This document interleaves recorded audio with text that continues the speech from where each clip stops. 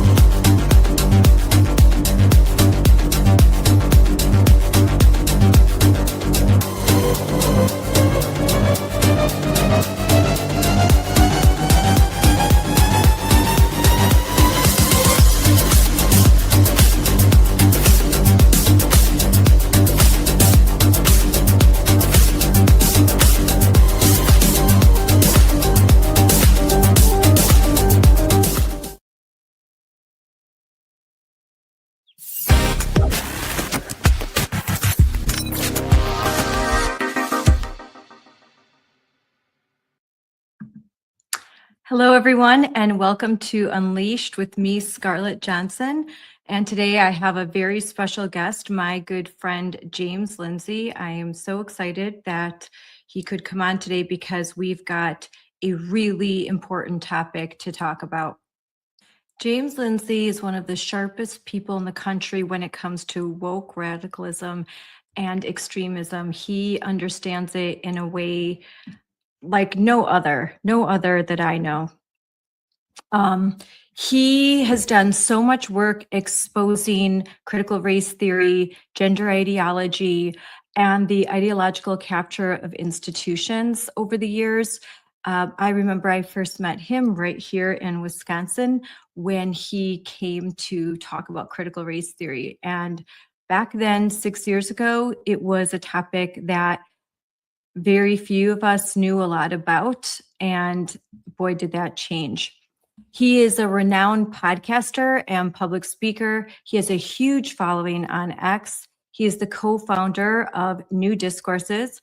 He has written multiple books and articles spanning religion, philosophy, culture, politics, including cynical theories, race Marxism, and the queering of American education. Tonight, we're asking a question that should concern every parent of a K-12 student in America. Why is the president of the largest public sector union, the NEA, the National Education Association, showing up in conversations about the roadmap to political revolution, anti-ICE mobilization, and May Day disruption? Because once a union stops acting in the interest of students, once a teachers union stops acting in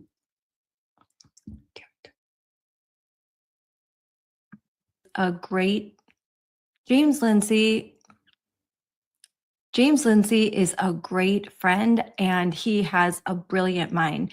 He is one of the sharpest people in the country when it comes to talking about things like woke in education, critical race theory, gender ideology. He has done so much work exposing all of these critical theories that are just destroying American education and many of American institutions. He is a renowned podcaster, a public speaker. He has a huge following on X, and he is the founder of New Discourses.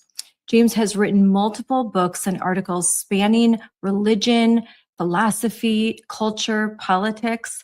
Some of his great books include Cynical Theory, Race, training videos that are intent on recruiting students. That's a specific quote, recruiting students to political activism, to far left political activism in and outside of the schools.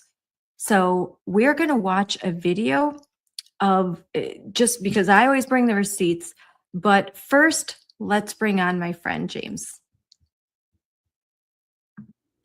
So James, I'm so glad that you could be here today. And I know you're a busy guy, but I really want to talk about this topic because I have been, unfortunately, I've had to watch like tens of hours. I think, I don't know, maybe it's up to about 25, 30 hours of these May Day trainings. They kind of branch from the anti-ICE movement that's going on too. So thanks for joining. And right away, I want to play a video, but first, anything you have to say? No, just thank you for having me.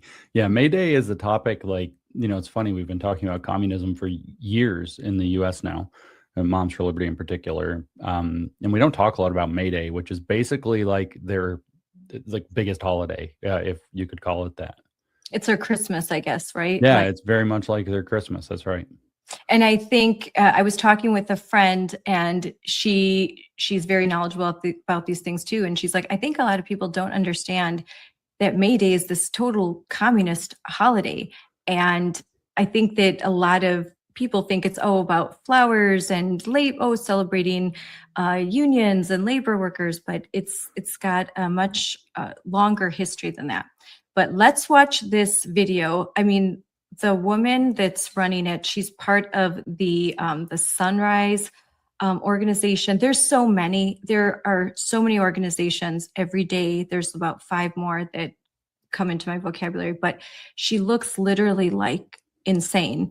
She looks like a witch kind of, but here you go. Let's watch it. Students, if you know students, recruit them. I'm honored to now introduce President Becky Pringle, President of the National Education Association. Look, there's no way that we're going to be able to stop fascism without organized labor. And Becky is the president of our country's largest labor union. Becky and NEA have been deep in partnership with Sunrise and many other organizations, building student and worker organizing power to make this May Day a huge moment in our fight against the billionaire class, against fascism, and for the world that we deserve. I am honored to pass it to you. Oh my goodness. Thank you, Aru. Aren't our students incredible? Aren't they incredible? They make me proud to say I taught for 31 years.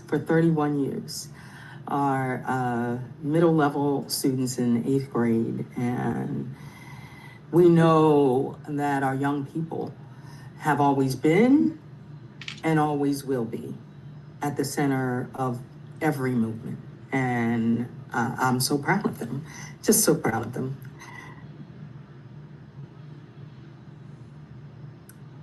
If a society permits one portion of its citizenry to be menaced or to be destroyed, then very soon, no one in that society is safe. Those words by W.E.B. Du Bois remind me that during these dark times when federal agents can snuff out innocent lives on the streets of Minneapolis and claim self-defense, even as multiple videos stand in stark rebuke, when outrageous and illegal and deadly immoral ICE detentions cause the disappearing of children, including 5-year-old Liam Ramos. As we do the work of building a better world, we must also know that this is that time, that we need to keep each other safe.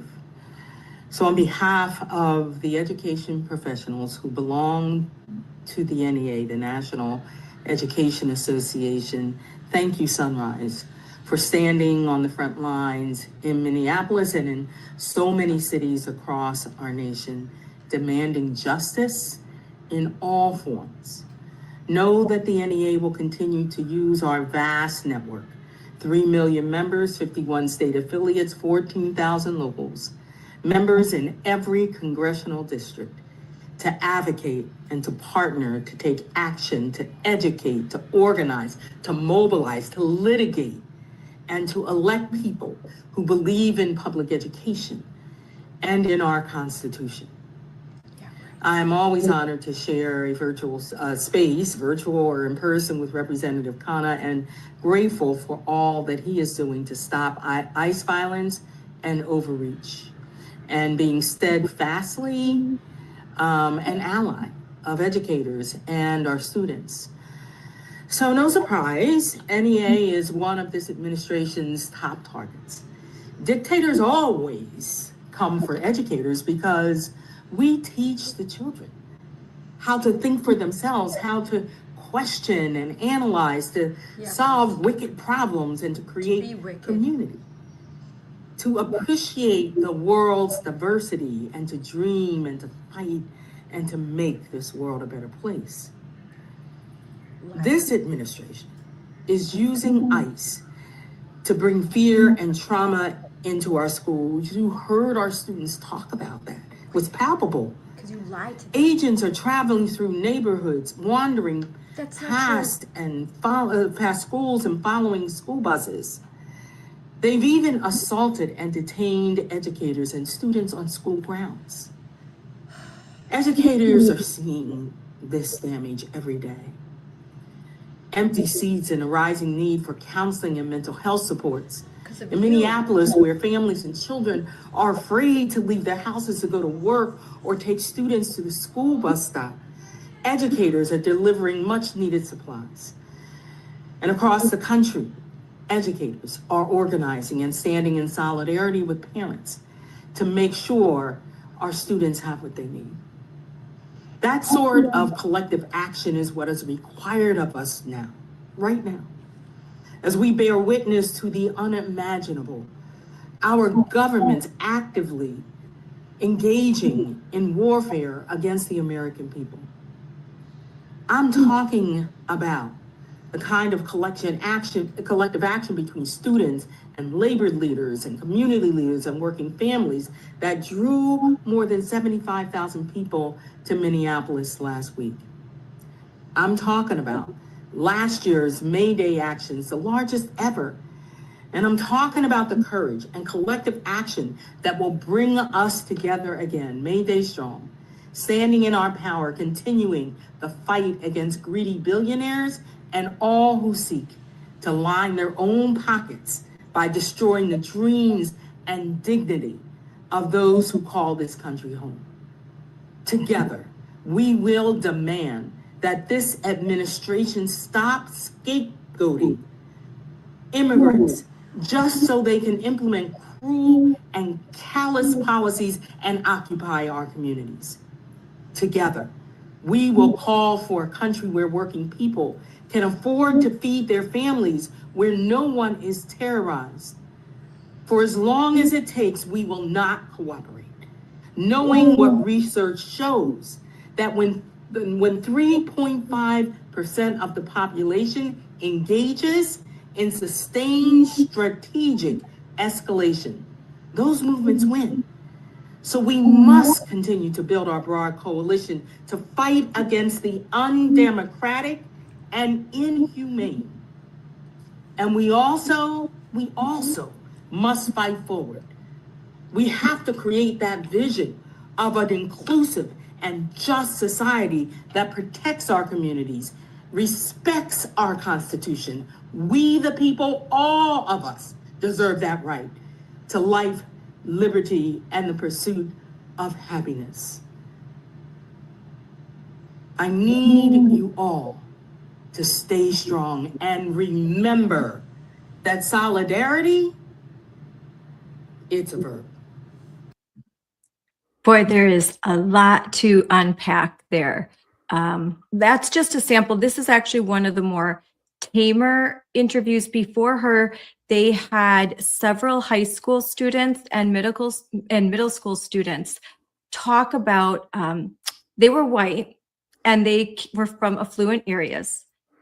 And they were talking about how they're so afraid to go to school. And I mean, these kids, I would research the schools that they would talk about and the incidents, and they're non-existent. This isn't happening, what she's talking about, this fear that they're, especially in suburban, white, affluent areas, you have kids giving speeches about things that they've heard about on the news, and they're almost imagining that it could happen in their school, but the only Hispanic people that they know in their community work as nannies or as maids.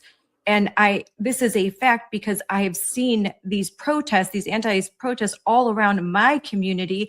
And I'm looking at, I know these areas. And I'm like, you kids, you are a 98% white community. Why are you out there protesting, thinking that any day ICE is going to raid your middle school or high school? It's not real, but they are using kids as political pawns. And that's what's very upsetting to me. But I'm gonna stop talking. I want to get your take on all of that. Well, I mean, what we could actually have done is gone through about 8 seconds of that at a time and talked for like 10 minutes per segment. That was, on the one hand, it was really loaded with stuff to talk about. On the other hand, I understand how the Greek epics got written, because I think I fell asleep and had one of those dreams where you go to the underworld and come back and have an entire epic poem, 900 pages long, written about your journey while you were asleep. And so that was shock. It's really hard to pay attention to because it's so slow. It's supposed to be passionate, but it was just so methodical in bringing up like key terms, like buzzwords that are going to activate people. So first of all, let's just point out that the Sunrise Movement is a climate justice organization. So it has absolutely nothing to do with ICE whatsoever, except that we have to understand that that these organizations all work together. They all do the same thing, and that the issue that they claim to be about is not the issue. The issue is the revolution against the United States. And I think what you just focused on is the most worthy part to comment on, except where she said the 3.5% who engage in strategic escalation. The goal is to make it more and more and more intense, more and more crazy until something breaks. And that's what they did in Minnesota, which of course she's invoking repeatedly. But what you brought up, I think, is the key thing to talk about. A lot of other details aside, which is that what they do is manage perception. So they are speaking in a way that doesn't actually say almost anything. There is virtually no details given. They alleged that there's some videos out there that showed that, ICE went after innocent people. We all know that's not what actually happened. And even if it were the case, that's what we have courts to deal with. And so we know this isn't the case. But what they do is they tell people what they're supposed to see in the video and then show people the video. And it's like the Jedi mind trick, because that's what they see after the fact. And so the game is to manage perception. And the reason is because the woke mindset overall is predicated off of the idea that perception creates reality. And this is a very hard thing. People are like, I can't understand how they think this way. Are these people just crazy? Am I crazy? They don't know what they're doing because they can't get their head and I've actually talked to very smart people who literally have told me that they have a line, they just can't go any further understanding woke because they can't get in their head the idea that there are actually people who believe that perception creates reality. They can't see the world that way. They think that reality is real, reality is out there, reality is something we encounter, that we can talk about, that we can study, that we can experience, but it's not that it's something we create. And so the woke mindset, what it means to be woke, this is called critical constructivism, is that perception creates reality and power creates perception. That's the constructivist part, is that perception creates reality, and the critical part is that power creates perception. So the goal is to tell people that there's a hidden power dynamic in whatever they're seeing, and that hidden power dynamic tells you the real story of what's really happening, and to convince people to be able to see that and perceive it, because the goal is to create, if perception precedes reality or perception creates reality, if that were actually true, that's how they believe the world works.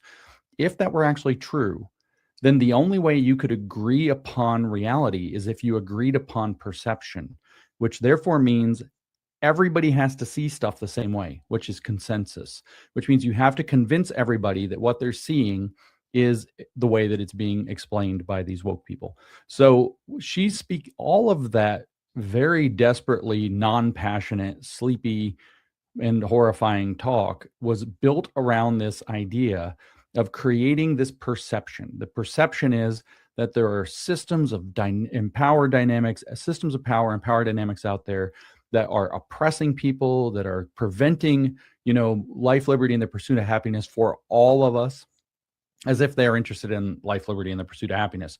They're interested in sort of life if you agree, and liberty if you are saying what they say, in the pursuit of woke, not the pursuit of happiness. And so, which makes them happy because they're in charge.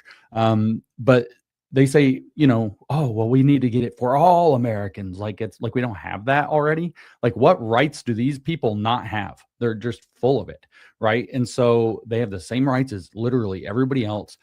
Everybody has to go through stuff, some good, some bad in life. This is just creating this perception of victimhood, creating this perception that some people are being cheated. And as you pointed out in the part that we didn't watch with this, she referenced these high school students that are coming from, as you said, largely affluent, mostly white areas, nice schools, that are being told these things, or they're seeing the clips on the news and being told how to see them. And then they're perceiving that that is how their school might work too, or must work.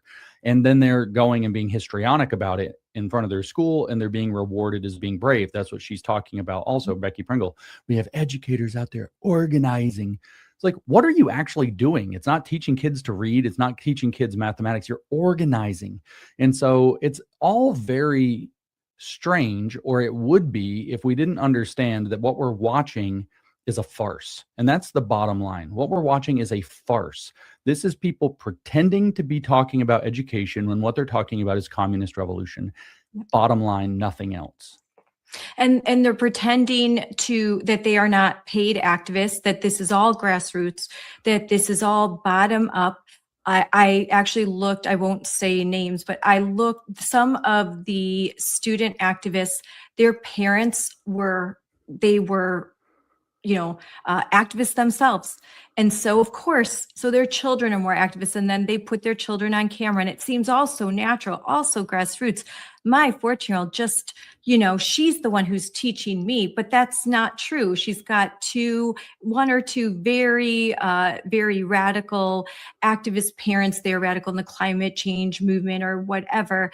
And they're just cheering on their child that's engaging in this similar radicalism. But I wanted to say, I really liked what you said about perception, because is that why, when it comes to, let's say, because right now we're dealing with that topic in Wisconsin, boys and girls bathrooms, why they simply cannot tolerate the fact that there may be girls that do not want a boy in their bathroom, that they cannot see that boy as a girl. And there's parents that just simply can't do that. And it enrages them. They just, like, you must see what we see. That boy, that obvious boy, is a girl if he says so, and you have to believe with me. They are the ones, we're sort of like live and let live. think whatever you want, just don't make me participate in it. Don't make me go to the bathroom. Don't make me play against a boy. I don't want my daughter to play against a boy. But if your kid wants to go around saying that your boy wants to say that they're a girl, fine. I'm just not going to be forced to participate in it. They can't handle that. And it just drives them literally insane. I watch it every day when they come up against very reasonable, practical people. We had a school board member, Mary Stevie, who was once a far left feminist, and everything that she had witnessed, she's from Minnesota, over the last 7 years has sort of changed her, red pilled her. And she's a biologist and a very reasonable, tolerant woman. But just because she refuses to say that a boy can become a girl, they just turned on her. Cannot be part of our tribe anymore. So is that part of that? Like, you have to see what we see, or you aren't one of us, and you have to be retrained. Yeah, that's how their worldview works. That's why there's the re-education and the retraining in the first place. What Mao called ideological remolding is actually the phrase for it. And he actually talks about how especially the educated people, the scholars and the when he uses the words intellectuals, it's basically anybody with the equivalent of like a high school diploma or associate's degree. And so he says the intellectuals must constantly be engaging in their ideological remolding. And again, let's just go back to the very foundation that I laid out about the worldview. The woke worldview is two pieces, critical and constructivist. The constructivist piece, those are the fancy words, you don't need to know those. The constructivist piece means perception precedes reality. And the critical part means power shapes perception. So we'll leave the critical aside for the moment. We'll just talk about the perception creates reality. If you believe that, the way that you decide that something is actually true, that it can be true in the sense that something's actually true, like it's true for everybody, is when everybody agrees on it. So the person who doesn't agree to the proposition that the, say, boy dressed as a girl going into the girl's bathroom is actually a girl, somebody who doesn't agree to that proposition is preventing that from being true. So therefore is denying the claim of the person making it, and is therefore denying the reality that person believes is reality. And therefore, by denying their reality, notice how all this language you've heard from them that's weird, it all starts to fall out from this one perspective. Their reality is being denied, therefore their existence is being denied. And so it all falls down, and that is dehumanizing. That is the worst thing you could possibly imagine. That's tremendously hurtful, whatever the phrasing. It's very harmful. It's unsafe for that person who's trying to be affirmed in all things all the time and has psychological disorders if they're not, and might act on them. Who knows? Those statistics are overblown, but they're not zero. And so anybody who doesn't participate threatens to blow the whole thing. And here's the reality of it. I mean, actually, one of the postmodernists, one of the famous postmodern theorists, not that we're fans of these guys, Jean-Francois Lyotard, who wrote the book called The Postmodern Condition in 1979. Jean-Francois Lyotard, in that book, talks about something called legitimation by parology. That's a fancy set of words, but what it means is you believe that reality, so that's the legitimizing part, you legitimate what you think is true or not, based on something he calls parology. That's paralogy, beside logic. In other words, it's fake, it's false, it's not real. And so he says that what it boils down to is belief by consensus. You believe in things that are not true about reality because it's the story everybody believes about reality. That's legitimation by parology. And so what they're actually doing is, even though Jean-Francois Lyotard was criticizing that, he was saying that's what the sciences do, is that they force people to all believe in the same worldview. But what they've done is that they've turned that inside out. The constructivist view has turned that inside out by using it to criticize reality in the real world. They've turned it inside out, and they believe that that's how it works. You have to understand the world the way they understand it, or else you're denying reality, and you become the avatar.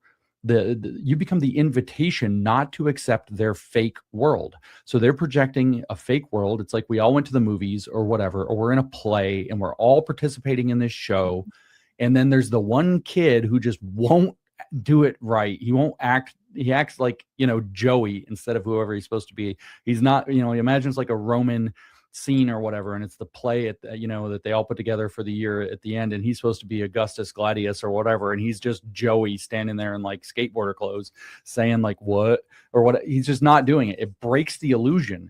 Then this is actually the truth. They think that all the world's a stage is actually kind of literal, and that there's this illusion called truth, and that it's constructed socially by people agreeing upon what they believe is true. So when you have somebody who says that's not true, and I'm not participating in that because it's not true, and you can't force my participation because I see the world differently, that bursts the bubble. The performance is exposed.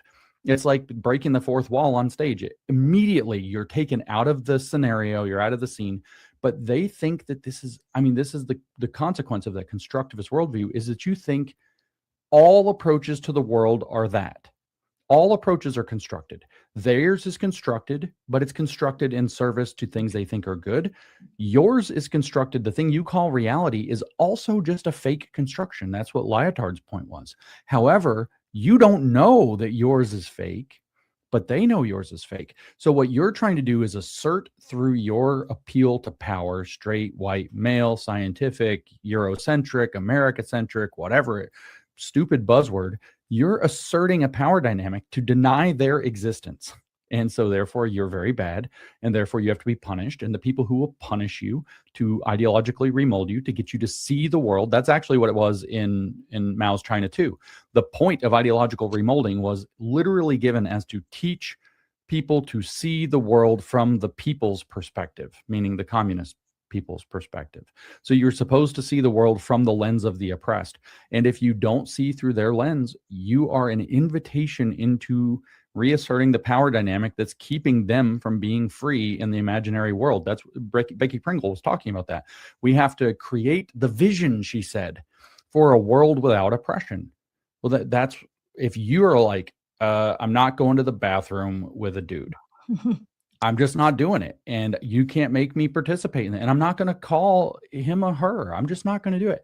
Then you've popped the bubble on the performance and you've ruined their vision. Therefore, you're the enemy. And because they operate according to the model of politics called the friend-enemy distinction, the way it works is that the authorities that are deemed legitimate declare the enemy. Everybody is therefore to fight the enemy and destroy the enemy. And anybody who does not fight and destroy the enemy is part of the enemy. And that's the cancel culture, purge culture that you see that they do. So this is all very consistent and logical in terms of how they think. It's just evil. So, I want to get back to May Day, but I do want to make this point that there was a recorded conversation where a 15-year-old girl was talking to school administrators and complaining that she encountered a boy in her bathroom.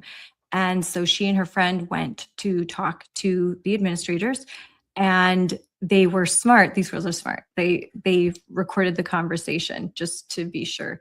And so I got to hear it, and you'd hear the administrators and they're like, well, I know, like, it's just, we would get sued. And even though that's not true, they would not get sued, especially under the Trump administration. As a matter of fact, they're getting sued because of their policy, because it violates Title IX. Mm-hmm. And, we just want to be nice. We just want to be inclusive, and so we're just following the science and all of that. And don't you want to be nice, and don't you want to just show that you're a good person?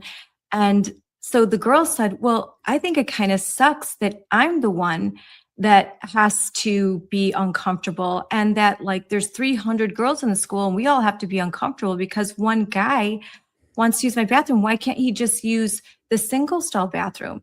And they're just like, well, that's just not going to happen. And you should, we just want to be kind. So you basically suck it up because this boy thinks he's a girl and you need to be kind. And that is, again, that's about just what you said. There's the illusion. You cannot break the mold. You cannot say the emperor has no clothes.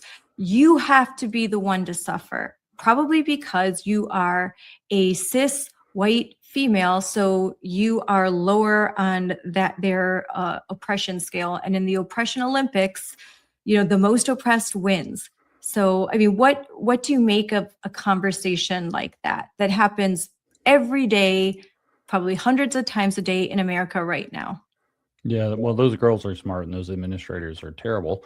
They're completely either captured or they're actively complicit in doing this. But this is, like I said, this is where you get back to that idea that it's very easy to understand a lot of these if we kind of go back in time to something we know is what it is, like Mao's China. The idea is to get the people to see from the people's perspective. So in this case, it's to get these girls to see the world from the perspective of the trans person or trans identifying boy. And to get them to see it, they have to be appealed to. You have to be nice. You have to be kind. You have to, whatever these values are, you have to care about these people's feelings. And the reason actually is because, again, we're in a critical constructivist view. So perception creates reality and power creates perception. The thing is that only the people who suffer in this philosophy, only the people who suffer oppression actually can see oppression. And they can guide other people or point to it for other people, but if you have a privileged positionality, as it's called, you can't see it. So the more oppressed a person, as you said in the oppression Olympics, the more oppressed, the more wise, knowledgeable, and clear-eyed they are. They have a perspective necessary for people to see this vision of the world without oppression, because they're the ones suffering oppression. This actually goes back not just to the Maoists, but all the way to Karl Marx, where he actually says that suffering itself is the criterion of consciousness. It is the thing that causes you to awaken, is suffering. That's why he wrote the Opium of the Masses piece in 1843. He wrote right in there that the point is that religion causes people to channel and cover up their suffering in the real world. But the point is to make them feel their suffering so they won't tolerate the intolerable world that they live in. So you're going to peel away. You start with the criticism of religion, he says, because you peel away that opiate that makes them able to bear suffering.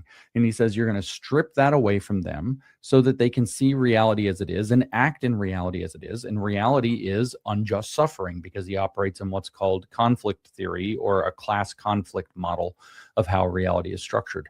And so what's happening is these girls are objecting to this on very reasonable grounds. And these administrators are playing the role effectively of an educator or a prison guard or a red guard in Mao's China or in any Marxist revolution, trying to get them to understand that they don't see the crimes that they're committing, the harms that they're perpetuating, and that they have to appeal to their feelings and to the lived oppression claimed by the trans identifying boy. Now the thing is, this is a little bit complicated, because it is true that somebody who's suffering an injustice is likely to be aware of it, right? They're likely to notice that they're suffering an injustice. And it might be the case that other people are not quite as aware of it because they aren't. So there's this kernel of truth.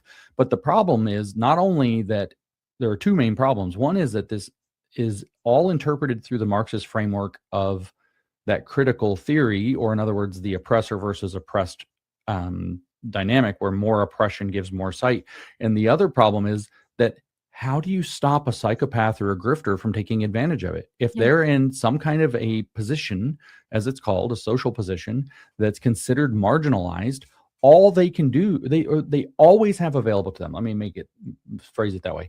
Always available to them is to say, I'm not satisfied, I'm still oppressed, whether it's microaggressions instead of like real racism, whether it's perceiving, like with the microaggression story, a lot of people haven't heard this. Mari Matsuda is the person who did not create microaggressions, but popularized microaggressions. Actually, it was a CIA affiliated psychologist that worked in the MK Ultra program that invented microaggressions in 1970. But I digress. Mari Matsuda is the one who wrote the book about this thing first. I might have Matsuda wrong. It might be somebody else. It's been a minute since I've read my CRT.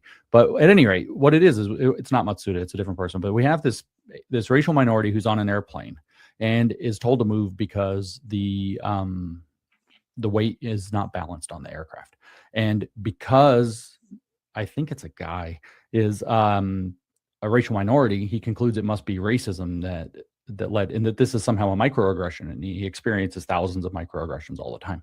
And so it's like, and it's not Mary Matsuda. I apologize. I'll have to look up who it is. I apologize. Shelby Steele once said they can feel the pee of oppression under 1,000 mattresses. Like that's right. Yeah. And, well, the thing is that they're rewarded for finding it, right? Once you create this dynamic where you gain status and power for being able to find the problem, and you don't know, you know, Becky Pringle, here we are, how many years into this project are we? And they're still like trying to create the vision. They don't have a vision. They don't know what it looks like. So what it is that everybody who can find some new thing to complain about gets status, they get jobs, they get opportunities. If you find a new effective way to complain about racism or transphobia or something that nobody thought of before, you're going to be able to get trotted out on all of these little stupid programs, and you're going to be able to affect change. So you get a reward for figuring out a way that, like, to be very Wisconsin about it, that a rock on a college campus is racist. Yes. If you can figure out how the rock is racist and cause a big stink and cause them to move the rock, then you've made like a huge stink. That's power. Imagine you're 18 years old and you go whine to an administrator and they're spending $60,000 to move an ancient, rock off of the campus. Yeah. Massive disruption. All these people are upset. And then you get to be like even more of a victim because people are mad at you. It's like, it's intoxicating negative attention. The more anger. As a matter of fact, the school board before, the Trump administration announced, we're talking about New Richmond, Wisconsin, before the Trump administration announced a Title IX investigation, and before the girls and the parents came forward and they elected a new school board member who won overwhelmingly and kicked out the board president, the woke guy from Minnesota. And before just last week, another lawsuit, a private action lawsuit, was filed against the parents. They were trying to sell this story to the community, and they went so far to say that they were going to hire an architect and spend millions of dollars, probably tens of millions of dollars, creating single stall bathrooms, all because one boy in a high school says that he's a girl. There might be some in middle school, that it's more prevalent with some of the younger kids, and it's a kind of multiplying, but they were willing to do all of that.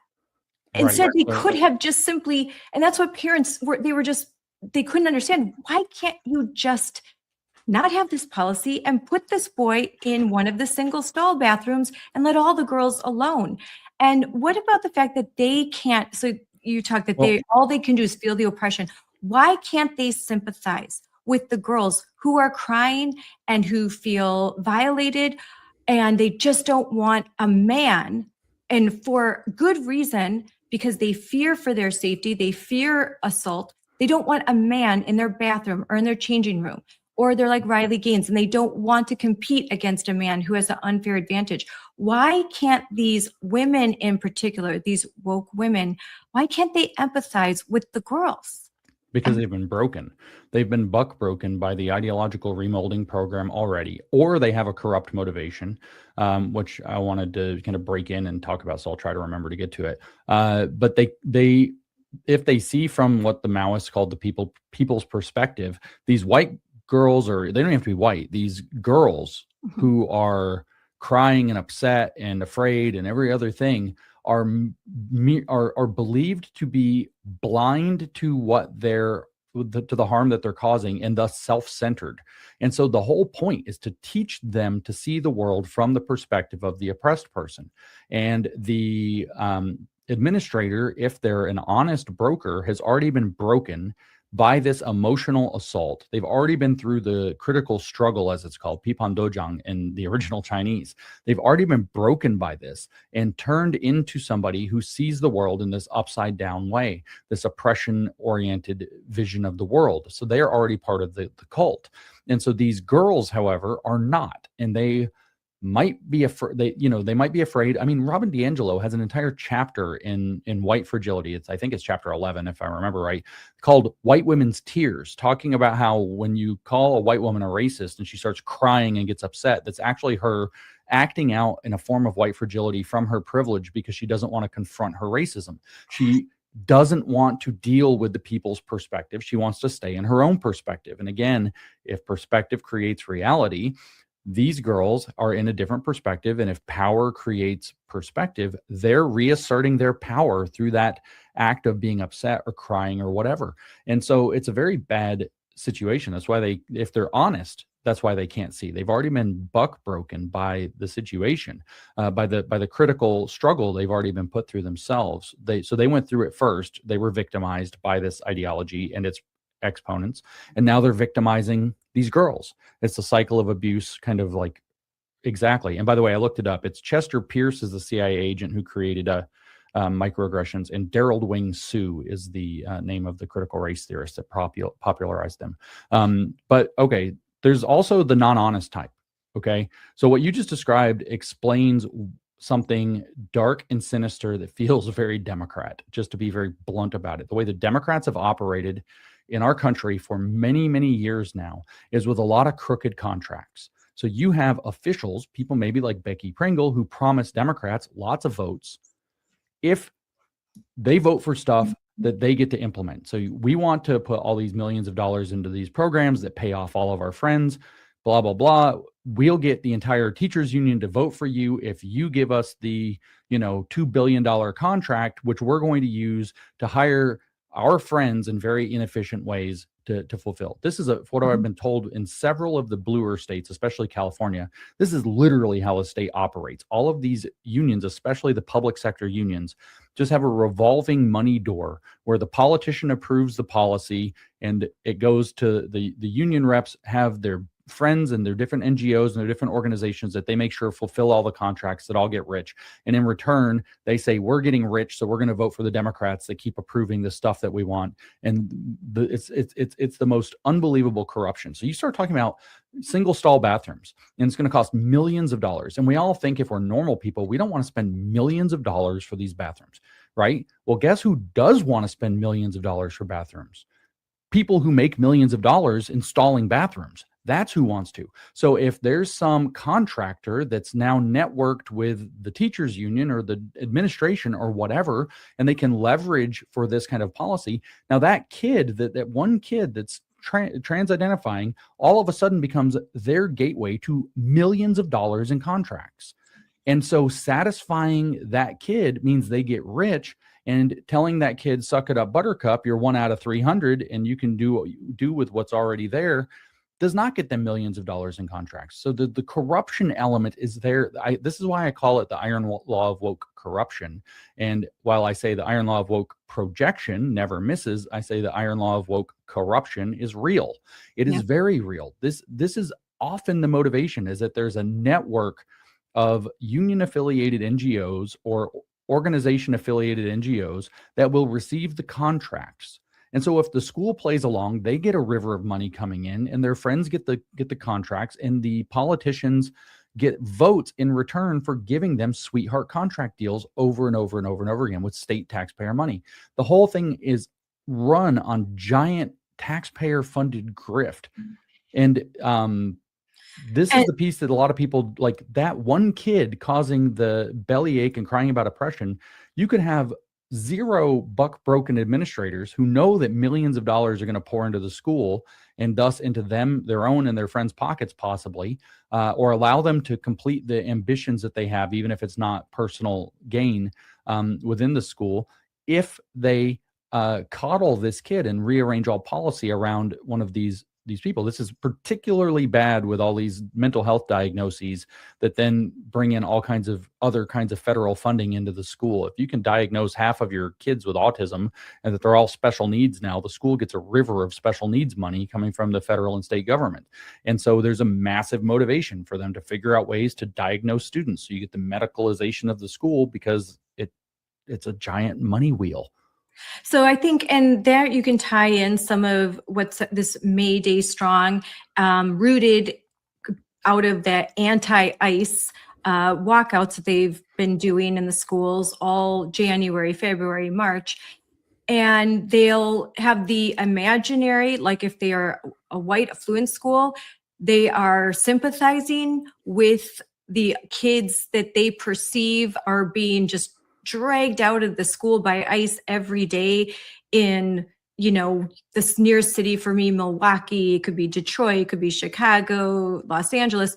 So their perception is that this is happening. And so I'm a good person and I'm going to stand up for it. And then the teachers, of course, we've been posting on Moms for Liberty almost daily that there's toolkits given out by teachers, that there's emails that go out to say, if you're interested in participating during school hours, come to room such and such, or there's flyers littered everywhere. Hey, if you would like to join and stand up in these anti-ICE protests, come to this room and make signs. And so all these kids are like, oh, this is fun. And I'm a good person and I'm standing up and fighting for something that is indeed that isn't happening.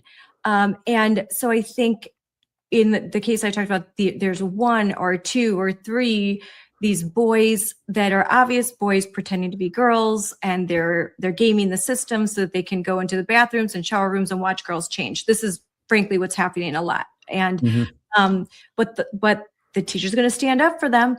The same thing, the anti-ICE is like you're standing up for this cause, and you're engaging in all of this activism, and the teachers unions get to activate these kids. And guess what else they're doing, James? They're registering them to vote. Are you 18? Well, the League of Women Voters is part of May Day, and so they're registering the kids to vote. Isn't that convenient? Isn't that a nice way to deliver? And who's leading these walkouts? Democrats in state elected office. So they're out there blowing the horn. They're with underage children leading these walkouts. I have watched it happen in my own community and in communities across the country. So it's the socialist Democrats. I'm looking up so many different, there's just so Indivisible. That's a big one. They're holding lots of training. Indivisible forms Facebook groups, these anti-Moms for Liberty Facebook groups. They have thousands of them. And they're part of this whole thing in the training. And their goal on May 1st is to what they call, and I'm hoping you can explain this better to me, a structure test. They keep using this word. This is a structure test. I've heard it now 10 times. And I'm like, what do they mean by that? So looking it up, it said whether a movement can actually turn its supporters into coordinated action. But that verbiage keeps coming up, and I'm like, this seems important. What is a structure test? How does this relate to May Day? And that one of their goals is something that pertains to Moms for Liberty is they want to shut down the schools and daycares. They are saying we want to shut down daycares, schools. No childcare, no options for parents. Parents are forced to stay home. They also want nurses. They have several associations of nurses that are going to call in sick to hospitals and clinics. I hope people are grasping this. They want grocery stores to shut down. They want restaurants to close. Yeah. They say, hey, be original. If you can't think of something, just think of a local business.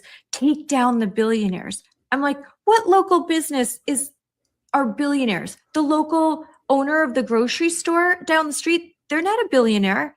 They're a small business owner, but you're going to shut them down. So I'll be quiet now because that's a lot. But this, this actually, believe it or not, all makes sense. So the structure test, this is a new term to me, but it's not hard to put together what they're talking about. It's like in the movie, I know this is a dated example, but it's like in the movie Jurassic Park, where the velociraptors are in the pen and they're sticking their faces on the electric fence to find the weak spot so they can get out. What they're actually trying to do is figure out what kind of action they can take that will cause the system to break. So what the system has a structure. Imagine it like our society is a building, and what they're looking for is some kind of action that hits a weak point that causes it to collapse. So they want some sector of our economy or some sector of our society to collapse. This is what they were doing in Minneapolis too. They just didn't, to my knowledge, they didn't use the word structure test. They were going out and confronting ICE in various ways to see where ICE would be forced to do something physical or kinetic with them that they could then cause, I mean, they could use it as to make a media cause that they would be able to use to affect the entire program. And they successfully did. I mean, for other reasons as well. It's good that Kristi Noem got removed from her office, but she got removed from her office. Trump had to back down quite a bit after, first reply escalating, and then he had to end up backing down. So they showed that by basically getting in ICE's face sufficiently in certain types of operations that they do, that they could paint ICE as the bad guys, paint the federal government as fascist, and cause the program that's being run, which is under the Department of Homeland Security, to basically fail. So this is the same thing. But with May Day, it's interesting that what they're doing is in amounts to a general strike. They want to shut down the schools. They want to shut down the daycares, to force the parents to not go to work, to stay home and not go to work that day. They want nurses, they want everything, so that, like you said, everything shuts down. And that actually, May Day is largely symbolic here. It's like you said, or like we said earlier, it's like the Christmas for communists. But its actual origin point was a general strike. So May Day started to be a holiday. It doesn't go way, way, way back. I mean, of course, communism only goes back to like the 1840s anyway, in any meaningful sense. You could argue that there were earlier attempts at communism during the French Revolution. There was even one, for example, 60 years earlier or 50 years earlier or whatever. But it's really not until it's really not until 1917, when the Russians took over, or the Soviets took over Russia, that you really have communism anywhere.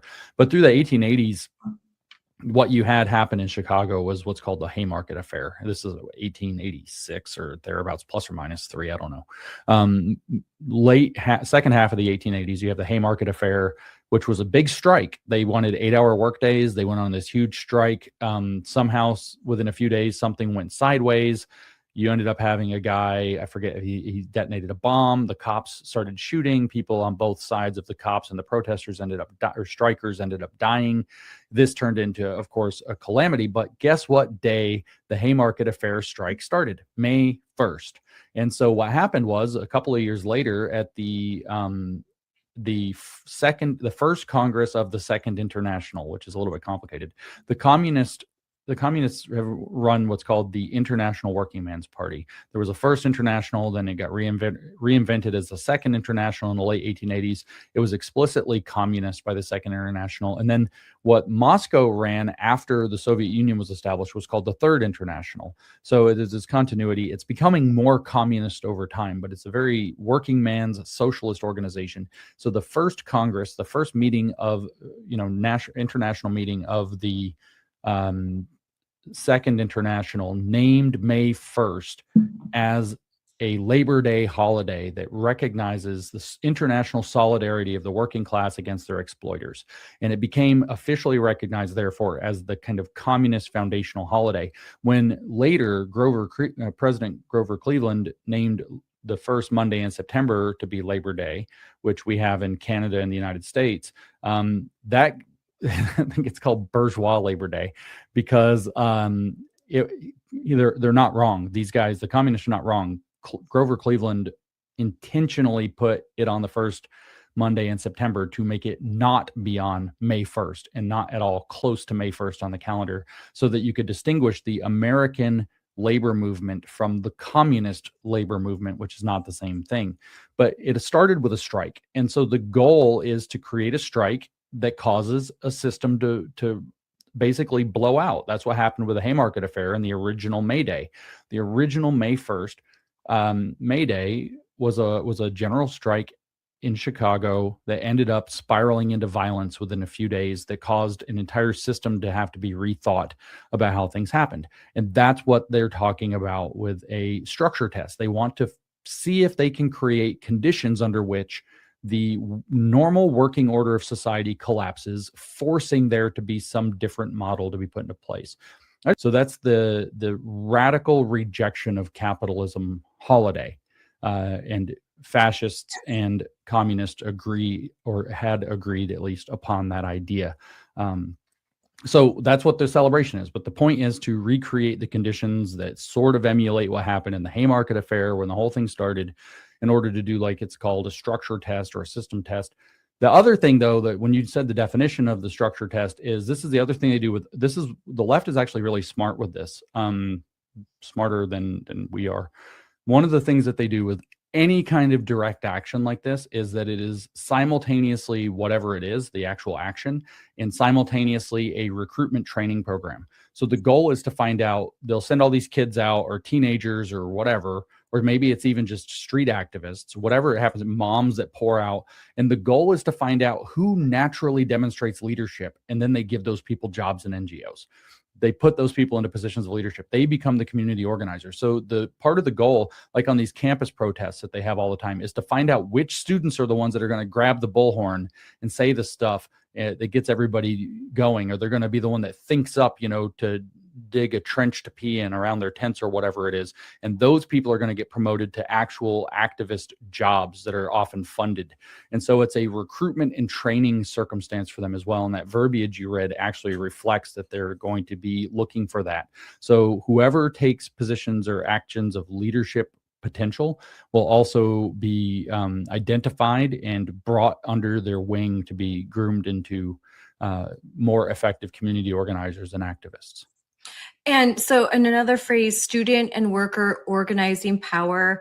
One activist educator. I'm most of the speakers, I would say, about if there are 6 speakers, at least 4 of them are administrators, former teachers, current teachers. It's very much, this is in the space, as they say, of education. And if they aren't that, they work in political campaigns, or they've been lifelong union organizers. This is a top-down movement made to look as if it's grassroots. Yeah, the Maoists called that planned spontaneity, by the way.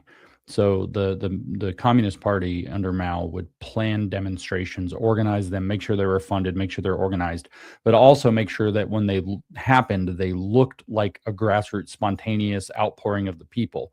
And, I don't know how the percentages would break down in Mao's China, but the percentages probably break down that you have a fairly large body of paid activists, and then you have probably 3 to 1, so 25% activists, 75% followers along, who get kind of swept up in, oh, stuff's happening, I'll go.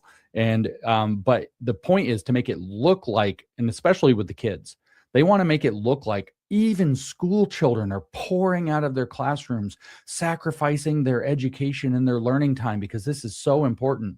But really, it was all organized by activists inside the school to get them to do this. And then they pretend that it was, grassroots and very organic. You see this with all of their massive protests. They're out there all of a sudden, and within like 15 minutes, everybody has the same sign, which is professionally printed. And if you read the fine print on the sign, it's usually by some socialist workers' party nearby. Yeah. Well, the NEA, the AFT, they have specific marching orders. I've seen, this is also consistent, that you are to, they have a toolkit, call in sick, put the pressure on, and then work through the unions. Like in Chicago, there's actually something interesting happening because the mayor is all for this. Give them a civics day off. The unions are for it. But the president of the Chicago, some Chicago education, she is refusing to acquiesce and give this day off. So there's kind of back and forth. I've been watching the news where some are saying, yes, go ahead, take the day off, and then others are saying, no, you're going to have to go to work. So we'll see what happens there. But there is this campaign to get teachers, and they need to, and I can't even imagine the pressure that they are applying in public schools to teachers, because if enough teachers do not call in sick, this whole thing doesn't happen, and it's a dud. So they need to put pressure on the teachers. I would imagine that there are many administrators and teachers that don't want to do this, but they don't want to stand out, and they are keeping tabs. These people are keeping tabs about who has, when you're on the recordings, the Zooms, they are looking like, did you text to solidarity to this number? Have you, did you call in to your employer sick? Have you organized a May Day protest? Have you started a chapter of Indivisible or whatever organization? So there's this constant pressure. They are selling a product, and that product is very much political in nature, and they are using teachers and students and kids to achieve this end. And I know the optics that they're looking for. And I'm not doing this podcast just so that we can talk about how terrible these people are.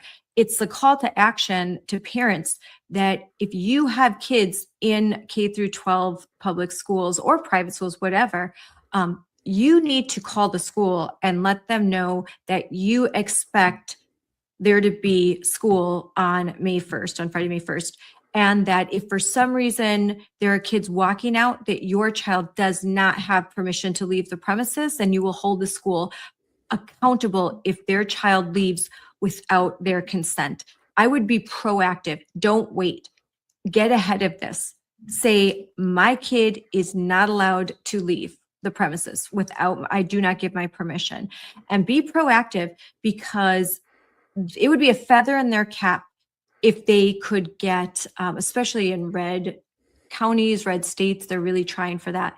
If they could get a bunch of kids to do what they did in January and February, most of whom, I was out to some of these things talking to kids. I'm telling you, 75% were just laughing and giggling and had no idea what they were doing. They just wanted to walk out of school. But there was the 25% that were very dedicated, and they were mostly girls. This is, again, mostly females, mostly girls that are walking out. They are the leaders. They are the organizers. They're really doing a number on girls in America. It's really sad. Yeah, I will point out, it's very important for people to understand that this is actually, as aggressive as this is, I agree with you completely about being proactive too, but as aggressive as this is, that this is actually their defensive posture, right? So since President Trump got elected, a lot of people don't know, but you can see this in the woke research literature. When President Reagan got elected in 1980, they went full Chicken Little, the sky is falling, woe is me, what are we going to do? And what they did was they went into the locations in society that they had entrenchment, which at the time was basically certain sectors of academia and nothing else. They went into the places where they had a little bit of sway in some of the states, but they went into the places where they had entrenchment, and they just went all out in those areas. So right now, education is one of the few places where they actually have true dominance. So they are manipulating that situation, but they're also trying to keep that energy alive. So by getting proactive and throwing another loss in front of them, it's not going to stop the activists. The activists never stop. They're like Terminator. But at the same time, it diffuses the power of what they're trying to do, especially if it's something just as peaceful as we totally expect school to stay open and my children are not permitted to engage in, off-campus activities. I refused my permission. So I think this is really important to understand. I'm not saying that they're weak, because they're not. And it's not to say that we've won, because we haven't.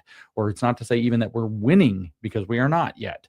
But what is true is that they are in a defensive posture because they don't hold the levers of power that they held during the Biden administration, or even during the first Trump administration, before there was any kind of a real concrete plan about what to do about this. So now we're in this different situation. They're in a defensive position, and the goal is, when they're on defense, is to keep pushing them backwards. So this is exactly when it's time to get engaged. These actions you've recommended, Scarlett, are perfect. It doesn't take that many parents to call and make those kinds of expectations to make the school realize that there's going to be a problem on their hands if they decide to shut the school or whatever else. And it can make a difference. We want their little stunts to be foiled, especially while we have the opportunity. And we want their structure test, by the way, to fail. We want them to go test the structure, and that the structure knocks them down. And guess what? You can't break our system. Our system is stronger than you. Go away. That's the vibe you want. The other entrenched, like there's Minnesota, Minneapolis, the areas in which they are targeting are going to be like deep blue areas where they can mobilize better. And they're going to highlight that. But another question I have is, let's say they do shut down several big school districts, and it's all over the television, and frustrated parents don't know where their kids are, and they can't go to work, and daycares are shut down. Oh, nurses aren't showing up. And what happens? One of these kids just trips and falls, breaks their arm, or there's an elderly person who has a heart attack, but the nurses called in sick so they could go down to do the May Day protest. Could they be overplaying their hand? Like I think they sensed that they had some sort of a win in Minneapolis. I wouldn't necessarily call it that, but they may think, yeah, we pushed back and we won. Could they be overplaying their hand with this huge effort on May Day, this structure test, because it's going to be like COVID, where parents are once again going to realize that a lot of these teachers and administrators don't actually care about their children or educating kids. They view their job as political, and they're going to want out, or they're going to get really mad at what's happening, and it's going to backfire. Is there a chance of that? There is a chance. I mean, that's got to be one of those things that people have to be able to see. They have to be able to understand that that's what's happening. Linking the fact that if the schools get closed, or if, some kind of incident, you could even say, like you did, if it could occur, because it's still in the future. But if something does actually happen when it's no longer in the future, it's present or past tense, that, we're 2nd, 3rd, 5th of May, 10th of May, and we're looking backwards, if something happened, it would be very useful for parents to know which teachers, which nurses, et cetera, who called in sick were not too sick to go to a protest. And it could actually backfire on them pretty badly if a bunch of the people who were too sick to go to work, therefore closing the school, were actually using that as an excuse. And I'm not sure, like, I don't know what happens if they call in sick and they weren't sick and they basically just skipped work. In a teaching in a school situation, a normal boss would fire you for that if they found out, that you called in sick, but you actually went to, a concert or a protest or whatever else. So it would be very good to know, to have eyes on the ground to see who's at the protest and who's claiming to be sick, and therefore, with the school closed. So it would be possible to make that fact known and have this backfire on them. It is generally what you have to do. They have their planned operations, and the game is always to either try to foil them by figuring out what they're doing and putting roadblocks, like calling the school, and as you described, or to show after the fact or even during the fact that basically they lied to be able to do the wrong thing. And people don't like being lied to. People don't like being manipulated. People don't like seeing their children messed with, really, to turn into political props. The few people who do like that are already activists, and they don't really count. And this is almost always the general strategy that you have to follow: is they're putting on a theater production, and you have to make them look like they're fools or dishonest actors. And I would imagine that that'll be the case in this time. That if you live in Florida and you do this, there's a good chance you're going to not have a job. If you live in Illinois, it might be different. But I think that even in Democrat areas, that parents who couldn't go to work, frustrated, their kids. Let's be honest. Look at the reading proficiency scores. I mean that there is so much attention and effort being put on all of this politics in schools, while every year the NAEP scores come out and we've sunk just a little bit lower, or we flatlined at a rate where 30 to 40% of American school children can even read at grade level. And that's with lowering the standards, like consistently lowering the bar, just so that kids can meet expectations. We don't even have the same bar that we did 20 years ago. And even with that, kids are falling behind. So I think that parents have just had enough, but it's really hard because often parents say, well, this happens in other areas, but not my area. That's other schools, but not my school. And they usually have to see it to believe it, to be honest. Yeah, those parents should talk to their kids and find out what their kids have seen. Maybe their kids have seen something, maybe they haven't, but people should be talking to their kids anyway. But yeah, this is the model. Obviously, you can expose that this is the plan, the critical pedagogy model that all the schools have adopted. That's the woke education model. Comes from Paulo Freire, as we've talked about before. And Paulo Freire is this Marxist who wrote these books called like the Pedagogy of the Oppressed and the Politics of Education, and he lays out that real literacy is political literacy. Therefore, it doesn't really matter if your son or daughter learns to read from their perspective. All that matters is that they learn how to be political activists. And that message is showing itself, right? So when parents can connect the dots to, this is what I'm seeing with my kids who are struggling in their academic mastery.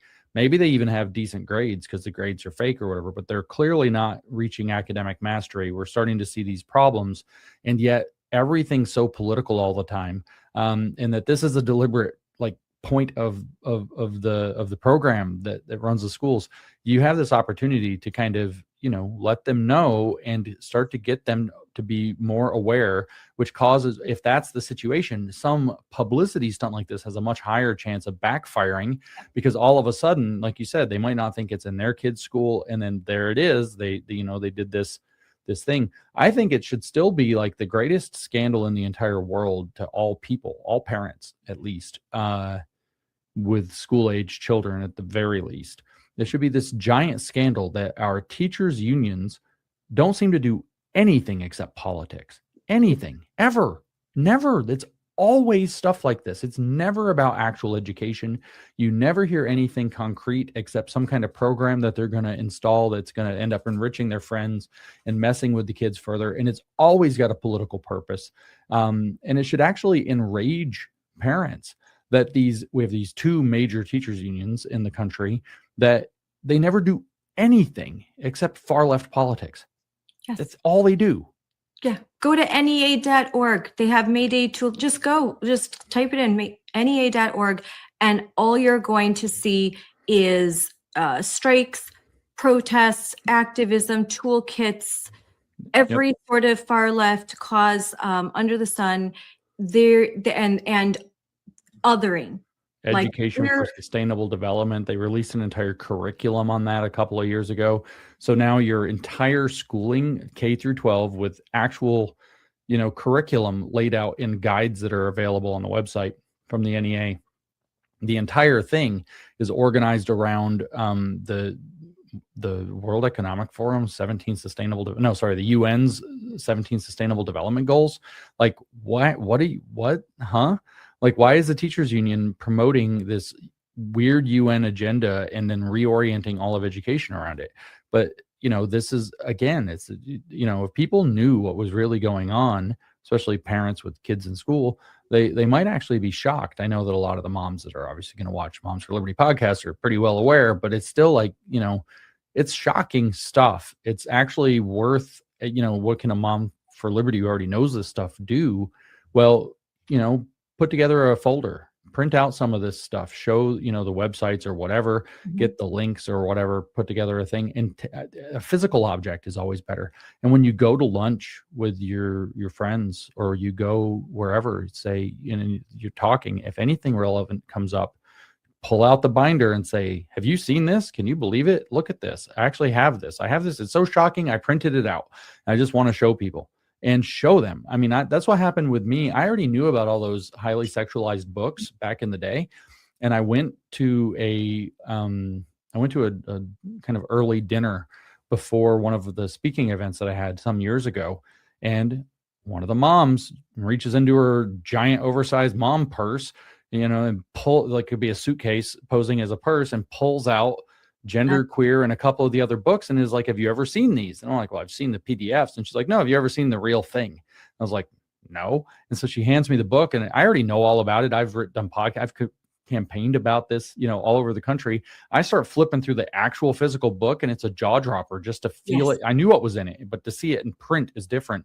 So, you can put together, you can go down and get a 1/2 inch, 3-ring binder, put together a little like 8-page, 10-page, tour of the NEA and the AFT websites, and just say, do you know what our teachers unions are what they actually do with their time? Look at this, and just whip it out whip it out over tiramisu or whatever and coffee at the end of lunch, and just break it down for your friends. It actually works. I mean, it's actually eye-opening.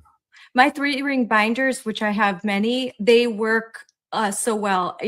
I always print off before I go to an event.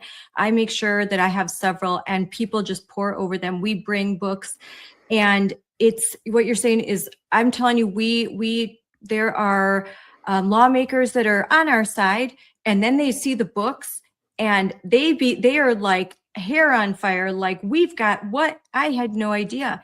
It changes them. I can't tell you how many times that actually seeing the materials, watching the videos, also playing some of the videos, like the one that I put on. And if you go to your X account, my X account, Moms for Liberty X account, we have lots of reels, 30, 60, 90 seconds. And they will blow the mind of your friend who's even tepidly on your side. And, share this podcast. If there's someone who, they're in agreement with you, they're in alignment with you, but they're busy, or they're just not as political as you are, say, I challenge you, just listen to this 1-hour podcast, and we'll end soon so that we're not too far over 1 hour, but send them this. And I don't know how many moms have just listen to one of your podcasts, and suddenly they're groupies. They're like, we got to listen to the next one and the next one, because all the things that you're saying, you make sense. The terminology, the way that they talk, the confusing sort of Orwellian speak that they use, that kind of makes your head hurt and makes you feel sad after listening to it, because somewhere it's wrong. You explain it in a way that's easy to understand, and also gives a lot of receipts, where the origins of all of this. So you want to, give your kind of closing statement and let people know where they can find more of your work.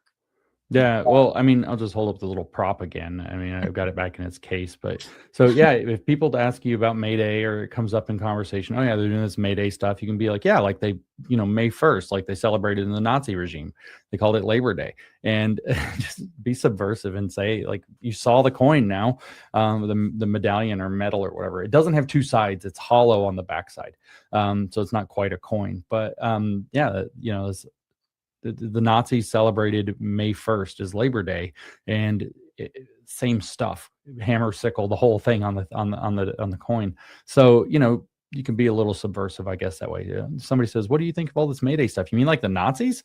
And then that's what they can, right, because they claim to be the anti-fascist. They're calling us those names. So then you can pull out your phone and go to Grok or Chat GPT or whatever, and type in, "Did the Nazis celebrate May Day on May 1st or whatever?" And it'll be like, yes, and it'll explain it all to you, and people's jaws will drop.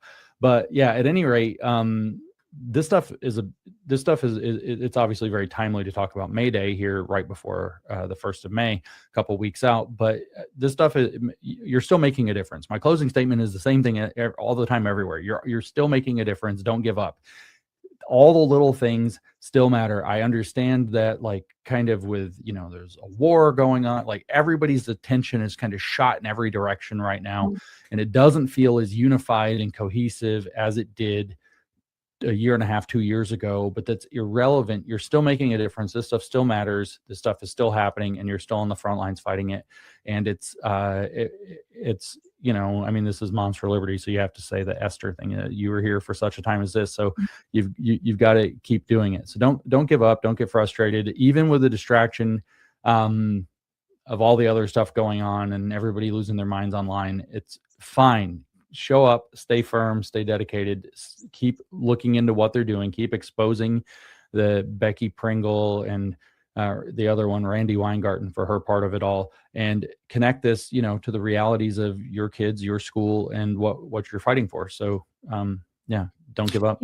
And don't get caught up in a lot of drama with influencers when there are real issues and real things that we have to fight for.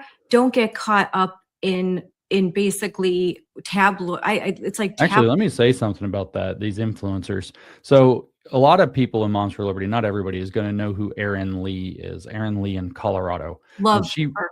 Yes. And so Erin Lee ran a campaign just very, very short to get 3 initiatives to do with sex trafficking, boys being in girls sports under the banner of trans, and of course the medicalization of trans identifying minors, sex denying surgeries, and so on, directly on the Colorado ballot to bypass their communist legislature. When I say communist legislature, I'm not being colorful. There are a lot of actual open communists now on the Colorado legislature.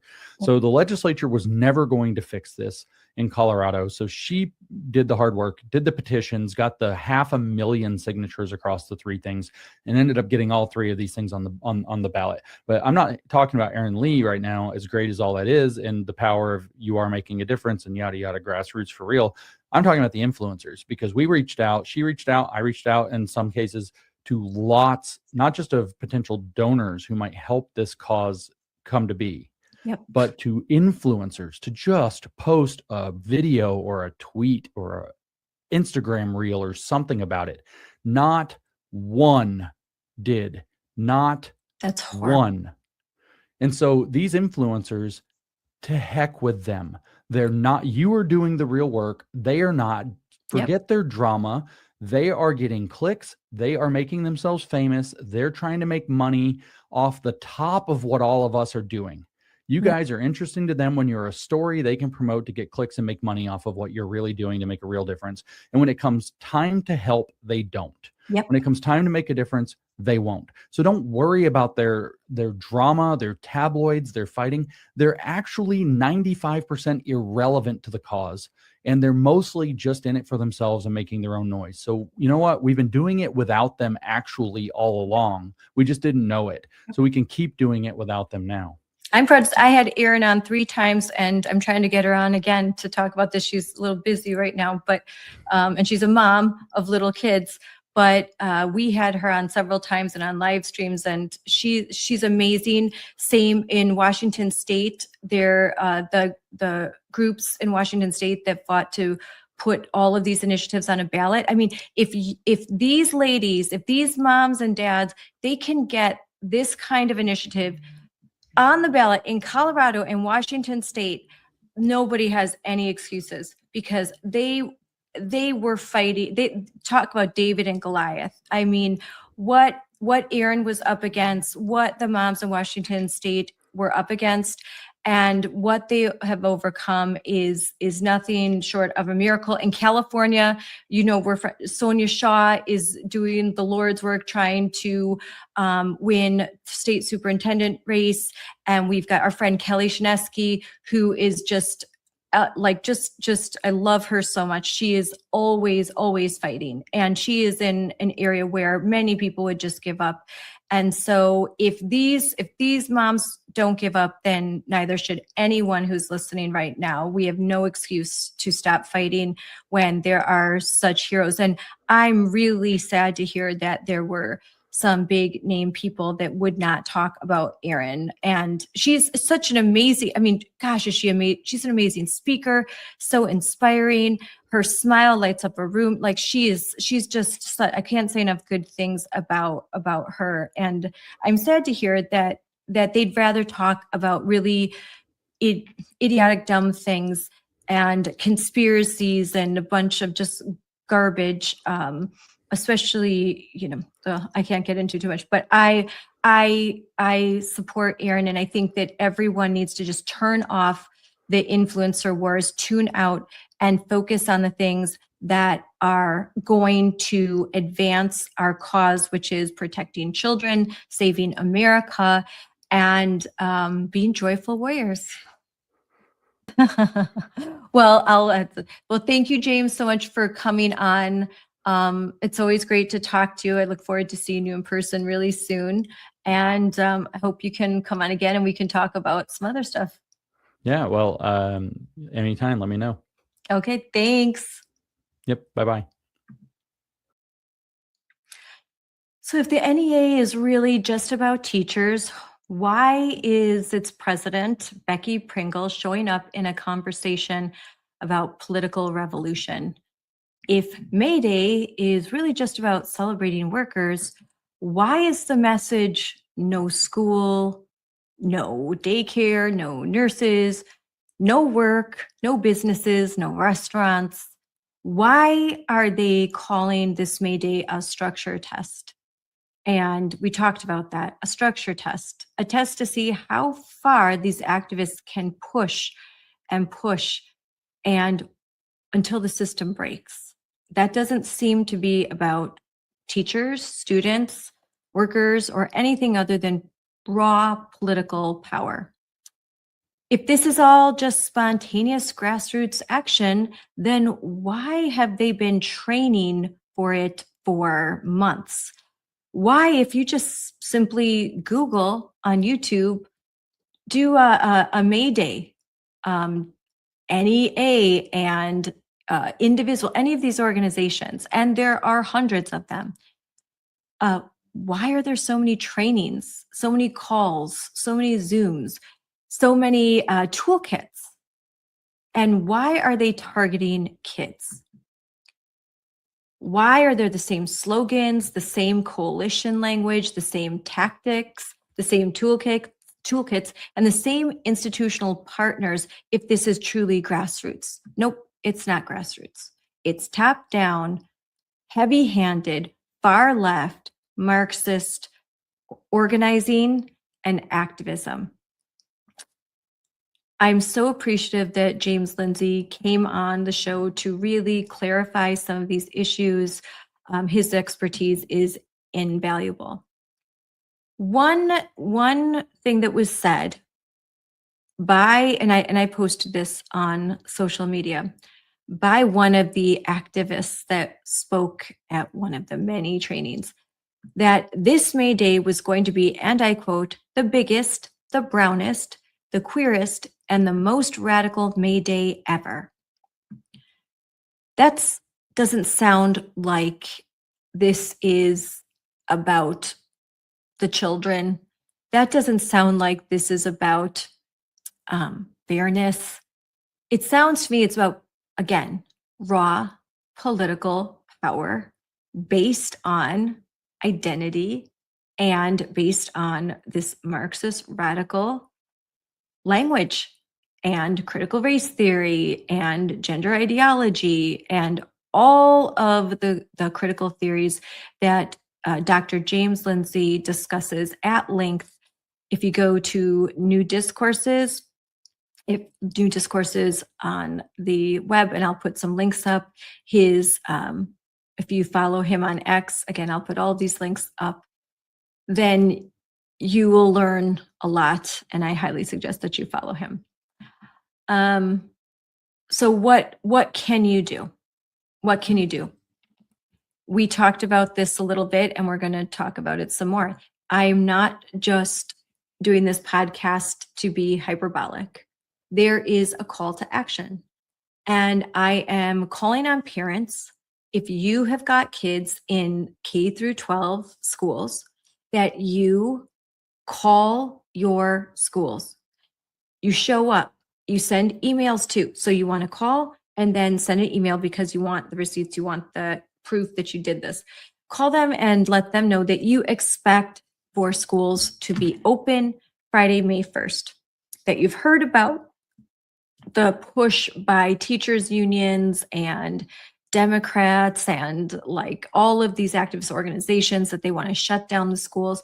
Tell them that you expect for school to be open, and that if your child attempts to leave the school premises, that they should, without permission, to stop them. That is not allowed. Do not consent. Do not let your kid leave the campus, and let the school know that you absolutely do not give your permission for your child to leave the school grounds to go and protest in the streets with a bunch of Marxists. So make that clear. And if you find out that the school is kind of compelling this or making your kid feel uncomfortable for not participating, you need to contact Moms for Liberty, and we can help direct you to lawyers, because you should definitely be getting some legal advice if your child is telling you that they feel compelled, that they are feeling pressured. If you are a teacher or an administrator that feels pressured or compelled to call in sick, to go out and protest, if you feel that if you see that there are intimidation tactics being used, please reach out to us.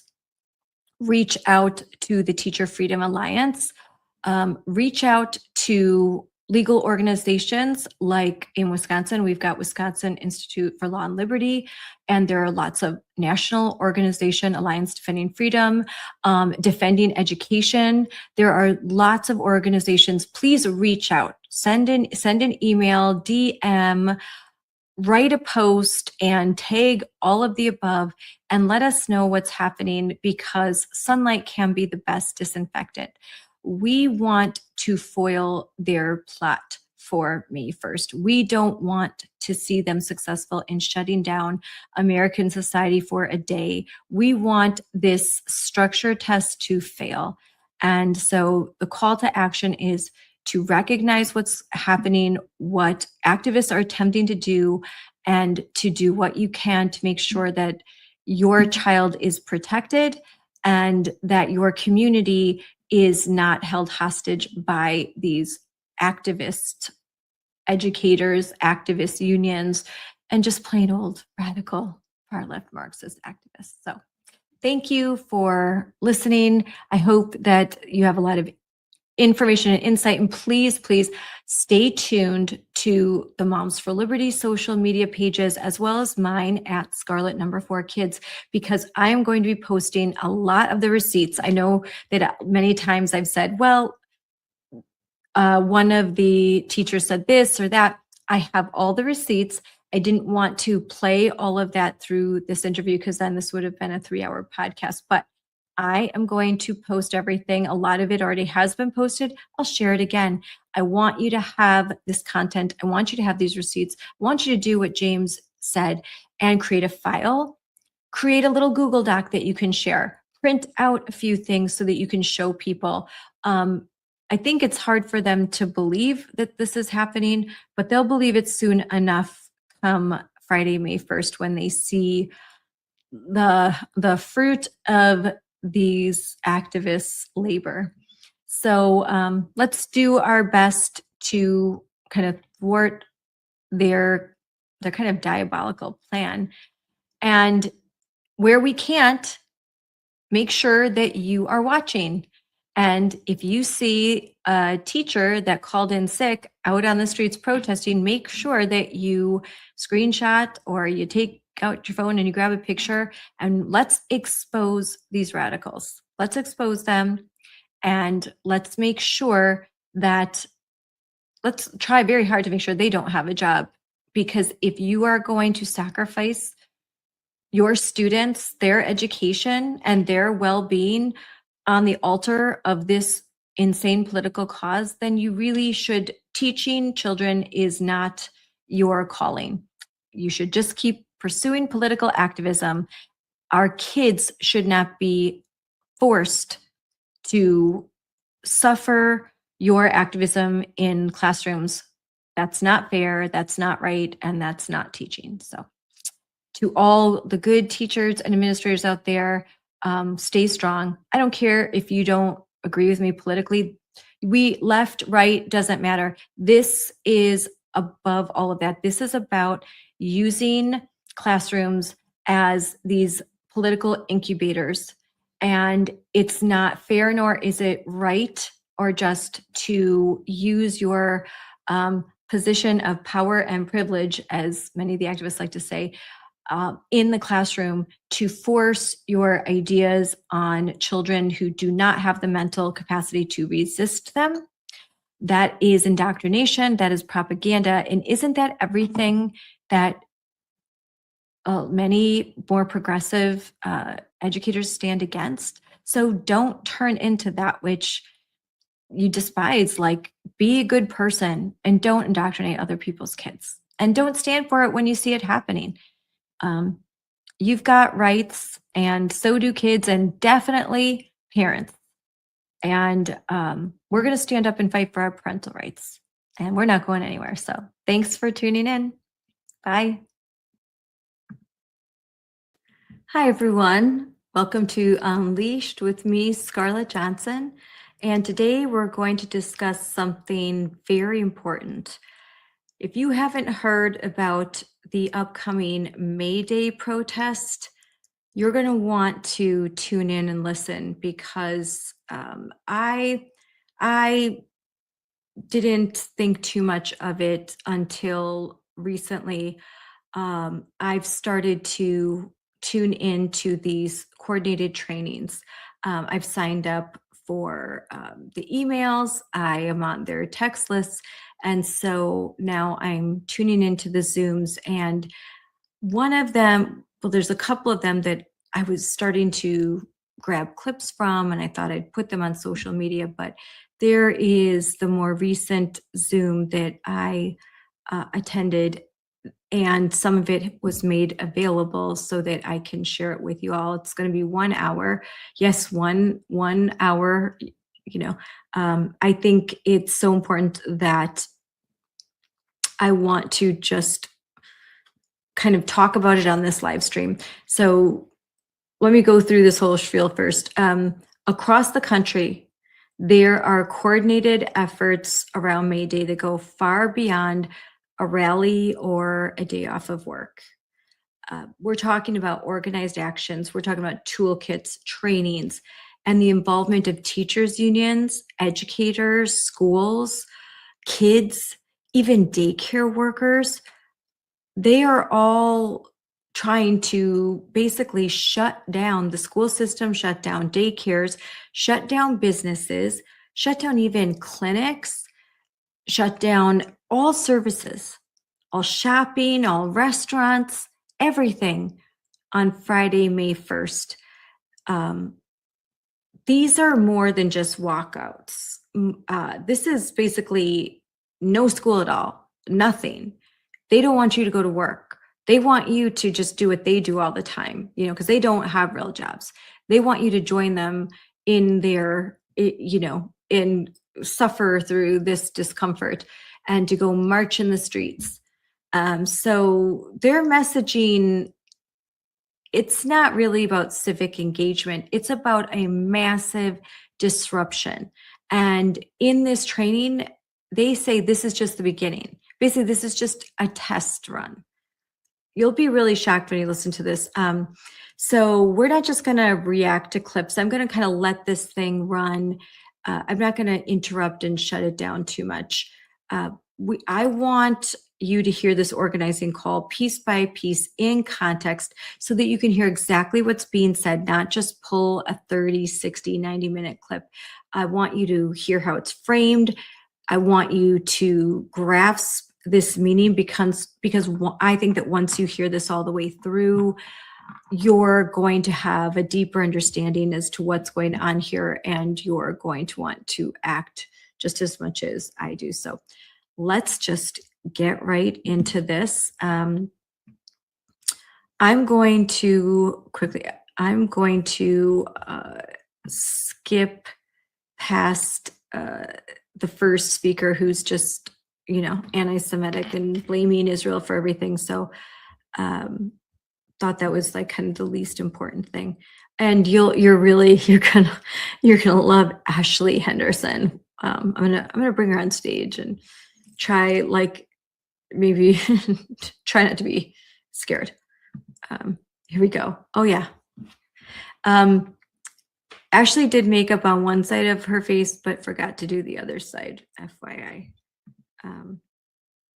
Very interesting. I'll do it like this. Alrighty, so let's just get started. Big calls to action. You heard it here, y'all. I need you to go to iapd.net tonight. I need you to share it. I need you to spread the word that we are going to pressure these corporations. Palantir, we're coming for you.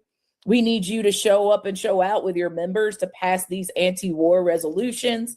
We want a permanent and full ceasefire. We don't want this war or any other. And let me be so clear, it's not just because the war is illegal.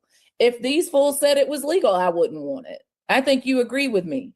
So I want you to do the work to make sure that we are on the right side of history, pushing the moral arc of the universe towards justice, which is saying we absolutely cannot be silent while these corporations and while this government harms people here and across the globe. We want a permanent and full ceasefire in all the ways and all the places, and come and hit the streets with us on May Day. Now, back to May Day. We are building power on this May Day. You're going to hear me say that over and over and over again. And I want to see you all get pumped about the places that you're at and what your May Day plans are. There are 3 incredible cities that are represented on this call tonight that are going to tell you how they're throwing down on May Day. And I am honored and privileged to bring my brother, Brian Profit, from the North Carolina Association of Educators to the floor to talk to you about what's going to go down in Raleigh. Brian, I'll kick it to you. Thanks, Ash. Yeah, so as Ash said, I'm with our NEA affiliate here in North Carolina, which means I'm going to start with nerdy history teacher stuff to give you all just a little bit of context for what I think is most important about what it is that we're doing on May Day. Pay a lot of attention to this guy. Remember, he is an educator and he's speaking on behalf of an affiliation with the National Educators Association, one of the largest public sector, largest public sector union in the country.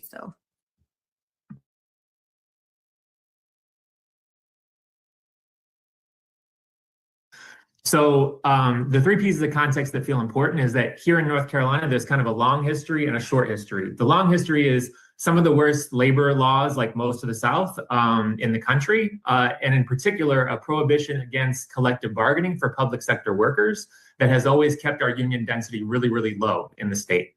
The shorter version of the history that needs to be brought into this conversation is that for about the last 15 years or so, we've been living under a pretty undemocratic state legislature that's been using racist gerrymandering, attacks on voting rights, et cetera, to essentially impose the entire ALEC agenda on us over the last 15 or 20 years. So that's one piece of context that feels important. A second is there's a set of us who have been working for about the last 10 to 15 years also inside of our state's public school staff union to try to rebuild our union as a force that could move the majority of working class people in our state through a fight to not only expand workers' rights, but also to defend and transform public schools. And as part of that fight, there's a couple of things that have happened in the last 10 years that have really given us some confidence about what could happen on May Day this year. In 2018, 2019, we rode the Red for Ed teachers movement wave. And actually on 2 different occasions, once in May of 2018 and once in May of 2019, we shut down over 35 school systems across our state and put 20 or 30,000 people in the streets of Raleigh. So there's some precedent for big action that we're trying to take and make happen here in Raleigh. And there's a set of us that rode the momentum of those events to then win the leadership of our statewide NEA affiliate. So for the last 6 years, we've been really trying to rethink about what it means to rebuild a public sector, public school worker union in the South, winning campaigns locally, but also trying to see if we can get to majorities in some districts and really become a force that can change the politics in our state. The last piece of context is that thing about changing the politics of our state, because like I said, these racist gerrymanders have locked in this corporate-backed right-wing government. And so we have about a 5-year period coming up in which we need to win a couple of really key elections to then sue the state and get back to the possibility of free and fair elections where we could actually change how our state's government works. So all of that is the context for May 1st of this year, in which we are calling on all public school workers across the state to take a day off on May 1st, which is a Friday, and invite everybody to come to Raleigh. where we're going to have a massive protest, massive demonstration, and use this as part of our Kids Over Corporations campaign. I think there's maybe a note that's going to be dropped in the chat with the website to our campaign. But the idea behind this campaign is how do we draw the moral line in our state and ask everybody in our state the question: are you standing with kids, or are you standing with corporations? We think that's a pretty easy one for folks in our state to answer, and we're calling on people to come and join us in Raleigh. Because we don't have collective bargaining rights, because folks don't have contracts, because strikes are illegal, we're using a mechanism where people put in personal days, essentially. And if we get enough school districts and enough people to put in personal days, what we've seen is that school systems ultimately have to make a choice, and school superintendents and school boards have to make a choice about whether or not they're going to deny personal days or actually shut down school systems. So our hope is that what we're going to be doing on May 1st of this year is getting enough people around the state in enough school systems to shut down school systems and bring as many kids, as many parents, as many community supporters to Raleigh for the day.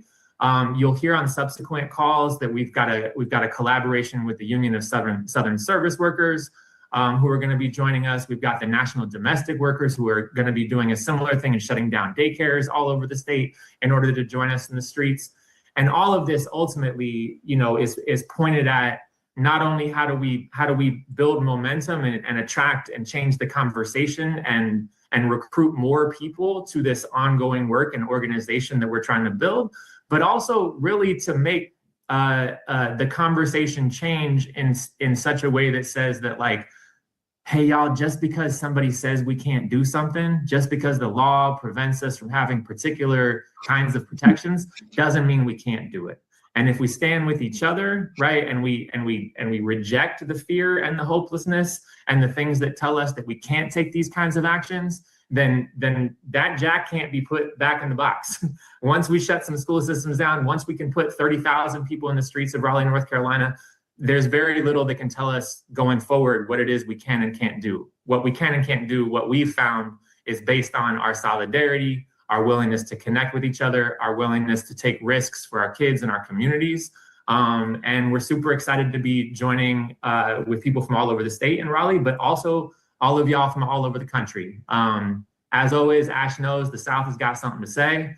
And so we're going to be saying this as loud as we can from Raleigh on May 1st, and can't wait to be standing with y'all all over the country and all over the world. Oh boy, there's so much to say about Brian Prophet. This speech is it's pretty interesting to me. Notice there's a lot there's so much to point out here, but so he's an educator and he's talking about 30,000 in the streets of Raleigh. Most of them, the parents, teachers, and school children that attend the public schools there, because his fervent wish is that enough educators call in sick that they just have to shut down all the schools. And then he's really hoping that all the daycare workers also decide to call in sick. So parents, those of you who have real jobs, I'm not sure what you're going to do if Brian Prophet gets his way and you're in North Carolina, because your kids aren't going to have school. And if you work, you're a single mom and your kid attends daycare, well, I think according to Brian, you're not going to have a whole lot of luck if he's successful. I find this absolutely astonishing, just astonishing.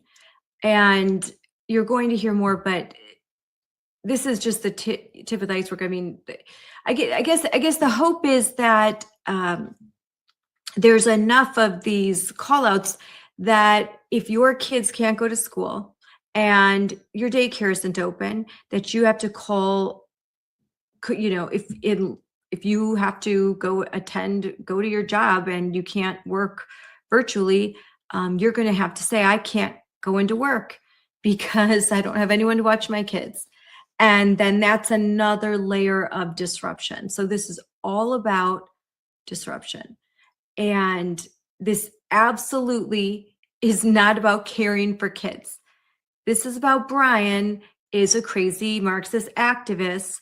And notice what a big part of his little speech was his 5-year plan to win enough elections so that the Democrats can sue and gerrymander the states so that Republicans can never win again. And that's the real win, right? The real win for democracy is when Democrats have enough power that they can keep filing lawsuits and redistricting until they will never lose. That strategy certainly has been very successful in Illinois and New York, and they're certainly doing it here in Wisconsin and all over, Colorado. It's their playbook. So when they say that they want free and fair elections, they just want to sue into it's called sue till you're blue. Sue till you're blue. Virginia's getting a little taste of that right now, aren't they? They're going to do everything that they can until that state is not purple, it's bright blue, and they want to wipe any hope for Republicans to win statewide or congressional elections ever again. That's the punishment for voting for Trump. How dare you? We'll never let that happen again. That's what this is all about. And it's funny, like it's all against the billionaires. Well, except for their billionaires. The billionaires that fund them, they love. Those are the good billionaires. They're just against the wrong kind of billionaires. And, how many of you own a small business and you're not a billionaire, or you work for a company and it's mid-size? There aren't that many billionaires for them to go after. They need to this isn't a war against billionaires. It's a war against capitalism. It's a war against free markets. It's a war against Trump. It's a war against the state of Israel. It's a war against all of the things, all of the above. They want to have wide open borders. They want to have taxes at 90%, except for them.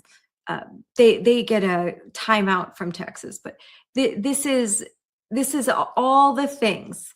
It's going to be about the climate change. It's going to they're every single issue. Of course, it's going to be about the transgender and LGBTQIA plus whatever groups. It's going to be all the things. These rallies. Okay, I promised I wasn't going to talk so much. So let's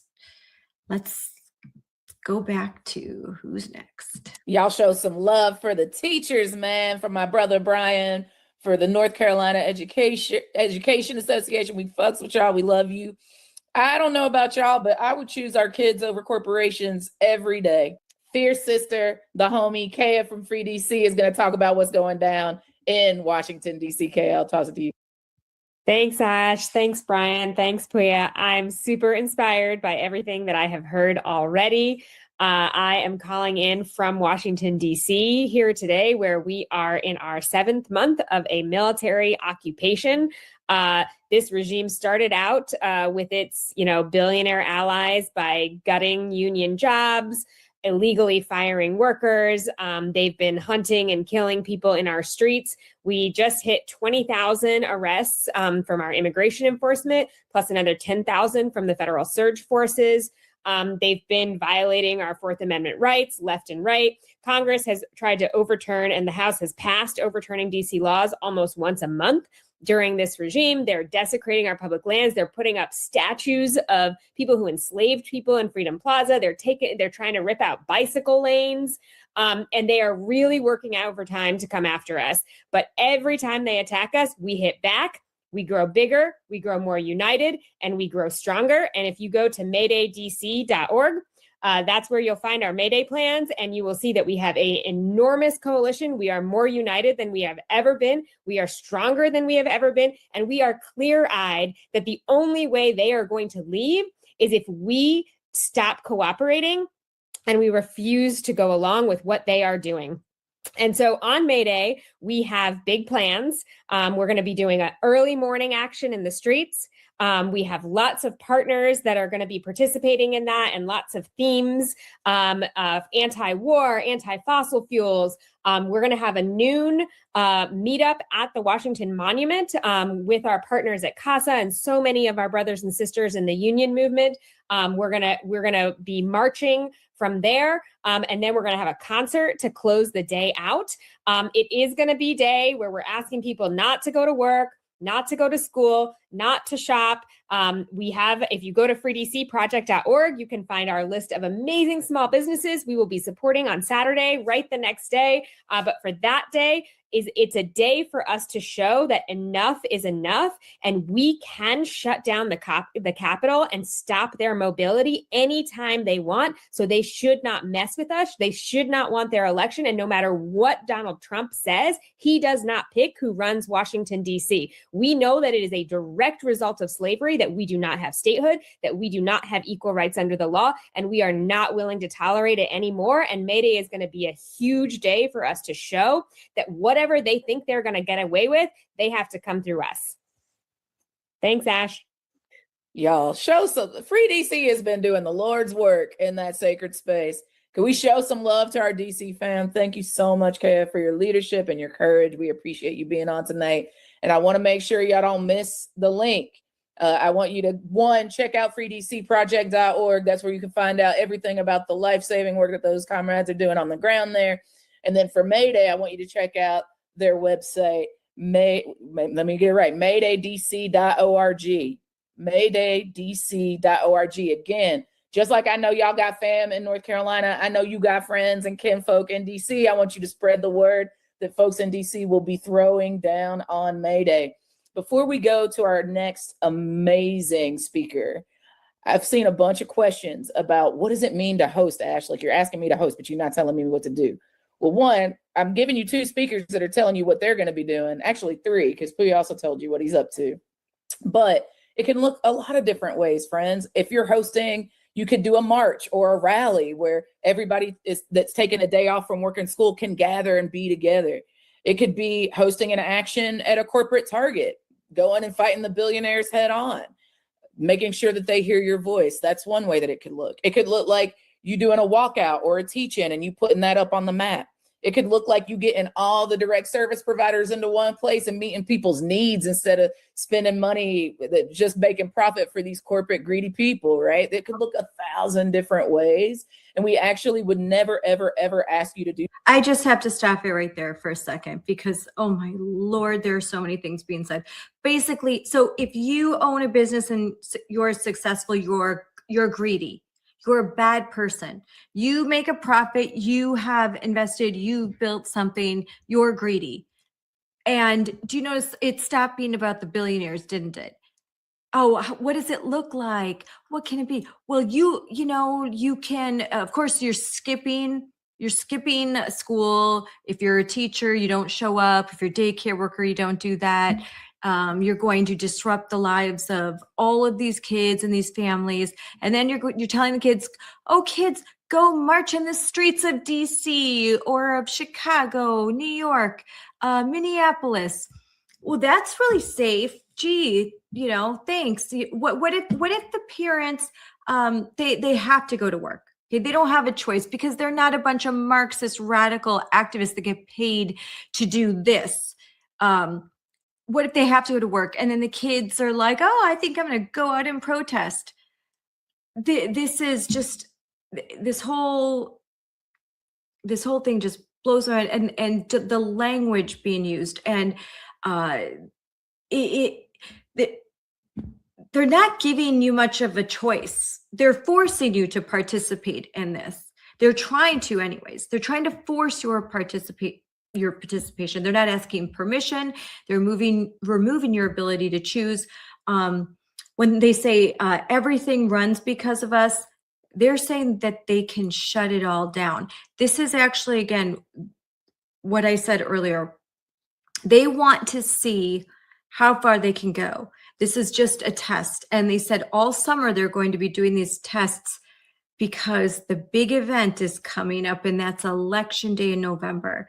And you're going to hear language at the end of this where they say that their goal is to shut it down if they think things aren't going the way they want them to. So it's really, we got to really listen to these people, because they're in the effort to, they're calling President Trump all of these things, and they're calling his supporters all of these things. It's projection. Everything they say about President Trump and you, if you support him, it's projection. Their words, they're only saying who they are. This is psychological projection. Everything they say about you, that's really them. That's really what they think that your plan is. That's really their plan. So everything, it's opposite day. When you listen to these people, it's opposite day.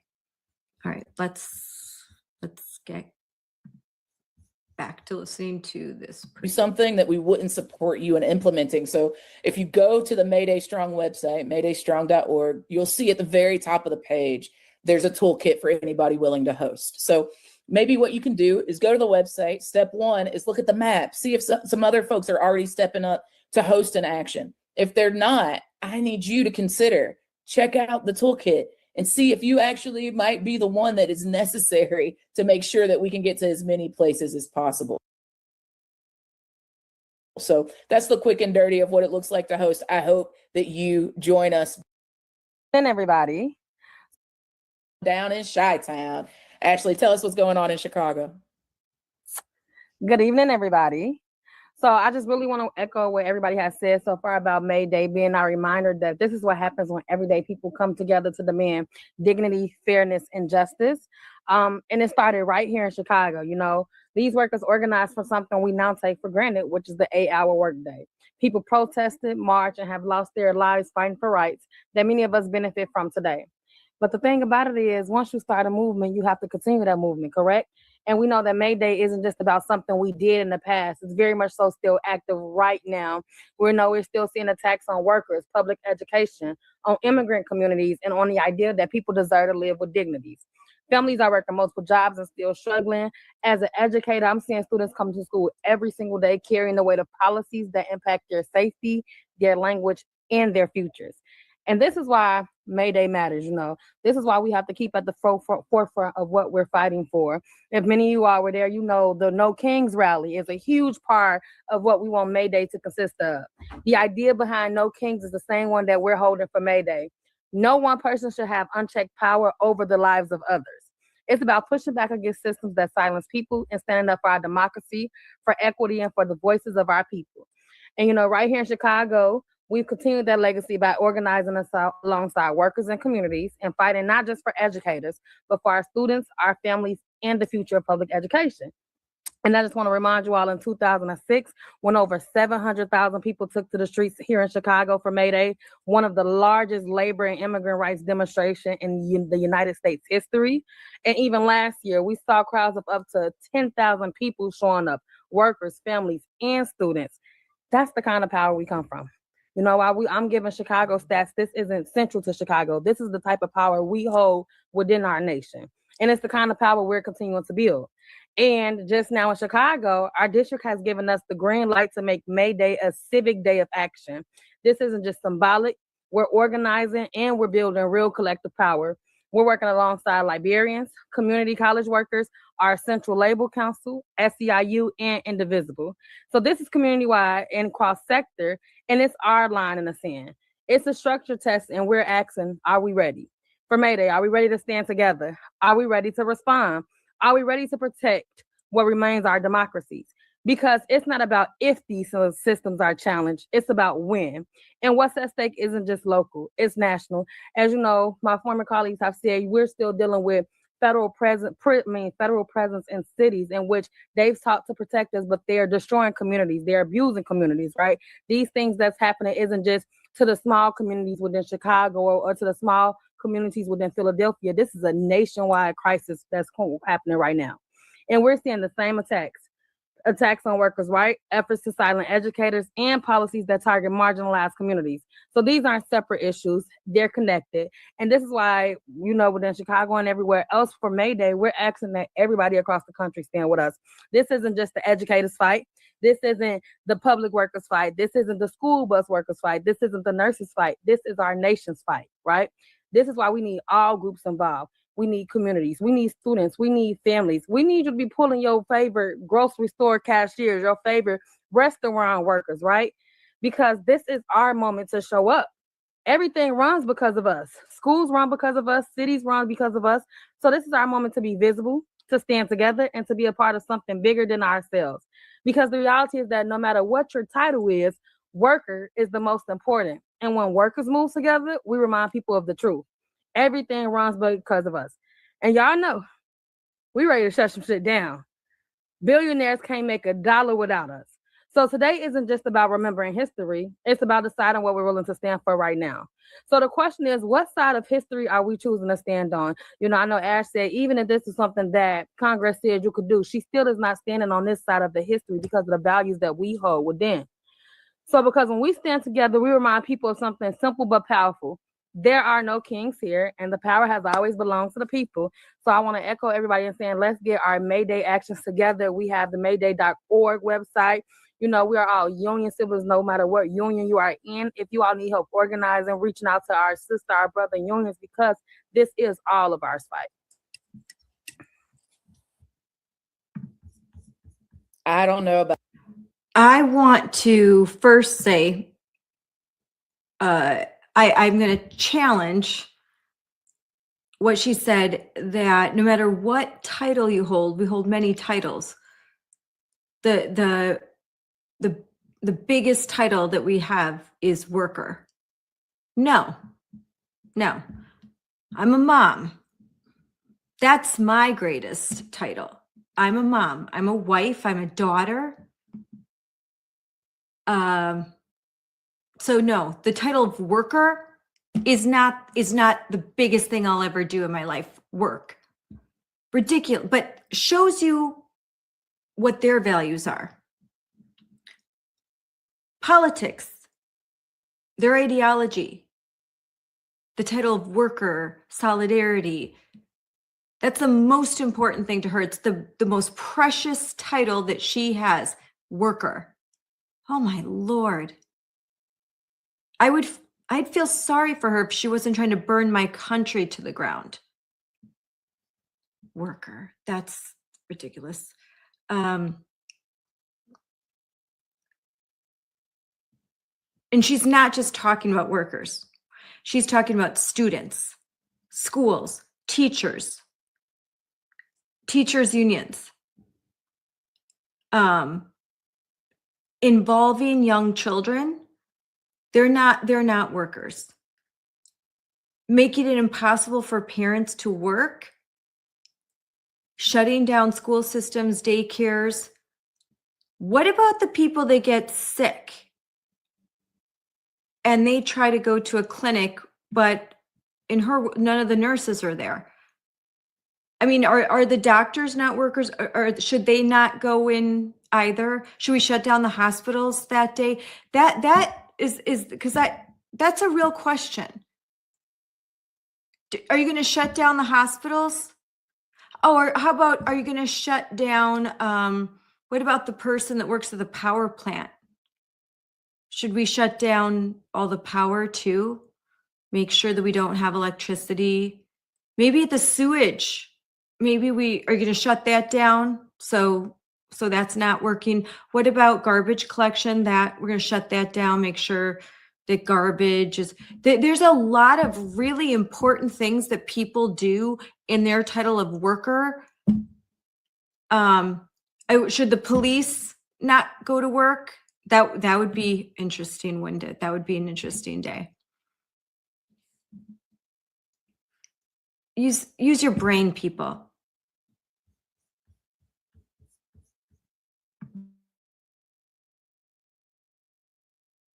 About y'all, but I would follow a Black girl named Ashley whose last name starts with an H anywhere. Shout out to Ashley Harris. who just put it down. If you had any questions about what it could look like to host, Ashley just gave a benediction on why it's important and what you can do to make it happen. Look at Chicago. Look at what happens when regular working people come together, take over a city, build municipal power, governing power, and worker power and community power, and they smush those things together. Thank you so much, Ashley, Kea, and Brian, for all of the ways. Is she seriously telling us to look to Chicago as an inspiration of what can happen when they have power? We're supposed to look to that as like a good thing that we should aspire to? Hard pass for me. I'll pass on that. Thank you very much. No, thank you. That you just shared, all the incredible work that you're doing to get us ready for May Day. We're so grateful for you. Y'all, a couple of things. One, take a breath. That was a lot in a little bitty amount of time. And I want you to go to the maydaystrong.org website so you can both see the map, sign up to participate if you've already got an event hosted. And if you are in a place where there is not yet an event, check out the host toolkit and sign up to host tonight. I get to toss it to my brother Sakib from Bargaining for the Common Good to talk to us a little bit more about the plan for May Day. Sakib, I'll toss it to you. Thanks, Ash. It's so great to be here with you all tonight, and so inspiring to hear what all these cities are planning for May Day. But we know that this doesn't stop on May Day. When authoritarians are on the ropes, that's when they're the most dangerous. We saw this play out this week in Iran, right? As it became abundantly clear that starting the war was an enormous mistake, even to Trump, because we all knew it was a mistake, and that Trump had no pathway to victory. His threats became more and more unhinged, going so far as to threaten genocide, among a long list of war crimes. Right? We know that the day after our friends in Minnesota shut down the state with a day of no work, no school, no shopping, that Trump's goons killed Alex Preddy. Right? Trump will not take May Day sitting down. We know that. He's going to lash out. He will come even harder for our rights. He will slash and burn the social safety net programs our communities rely on to survive. And we know that he doesn't plan on accepting any election results this November that weaken his hold on power. Steve Bannon has already said that having ICE at airports was a test run for deploying ICE to polling locations on election day to intimidate voters. We know that they're trying to make it much harder for Black folks, immigrants, women, and poor folks to vote with things like the Save America Act. We know they're trying to gerrymander districts to subvert the will of voters. We know that they could seize ballot boxes again before votes are even counted, like they did in Georgia. And we know that Trump could invoke the Insurrection Act and try to cancel the elections altogether. And we know that if they lose the elections, despite all these efforts, that they'll just try to pull another January 6th. So the question is, what are we going to do about it, right? May Day is just the beginning. We're building our muscles by flexing them. We need to keep on building and growing our movement. So, between now and Labor Day over the summer, we'll have another 75 solidarity schools. That means we'll be ready to come back even bigger on Labor Day. And we'll be ready to fight to protect democracy in November. When Trump tries to steal the election, we will exercise our First Amendment rights and we will shut things down. Right? To throw down with us to defeat fascism, text solidarity to 58910. Thank you. Y'all show some love to Sakib. Thank you so much for being with us tonight. We're going to keep on keeping on, y'all. Our next speaker is our beloved Daniel Hunter, is going to give us a little bit more about what we need to know about this moment and some of the upcoming things that we need to be building power through May Day and beyond it for. So Daniel, I will kick it to you next. Thank you so much. I wanted to, as folks have been talking, I've been thinking about Malawi. And so in the country of Malawi, back in 2019, they were experiencing a similar kind of situation as the one that we're facing right now. And what they were facing was a regime that was showing all signs that it was not interested in following the will of the people and to follow what election result might be. And so they were faced with a question: what do they do?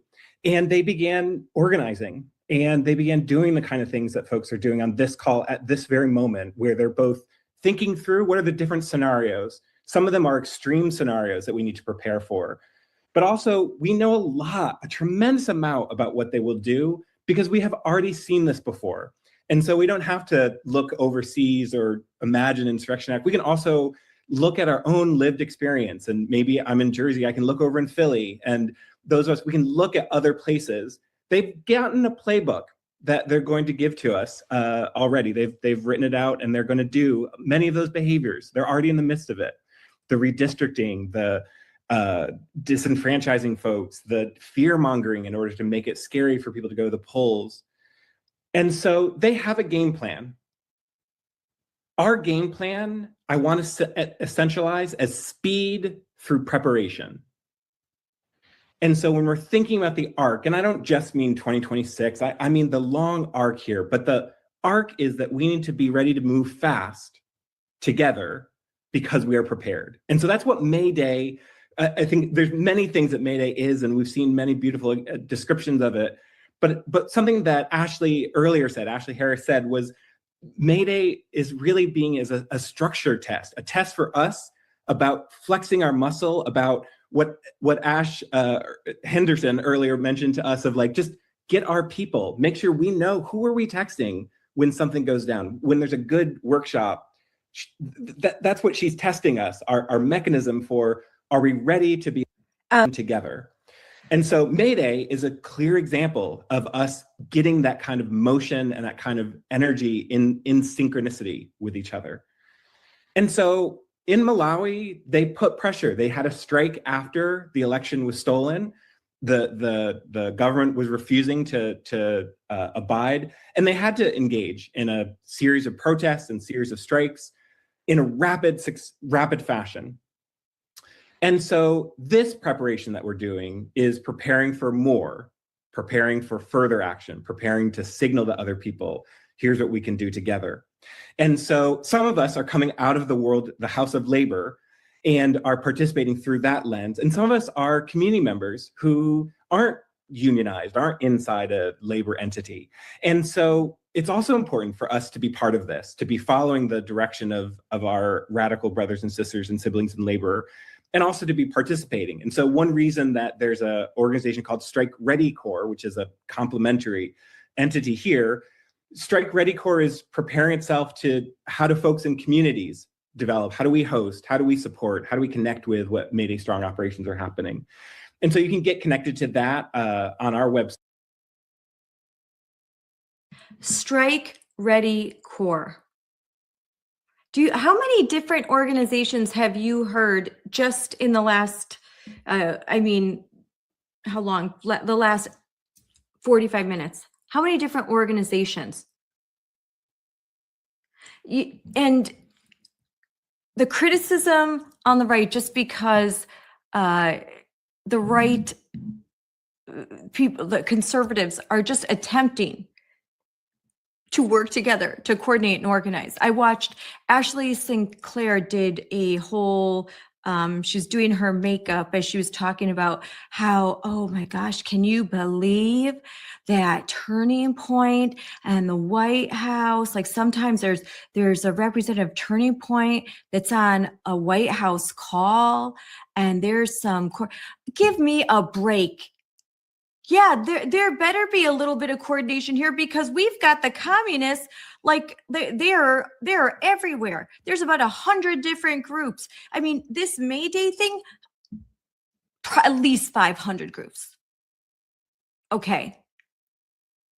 Coordinated with the Democrat Party, with unions, indivisible, all of this. And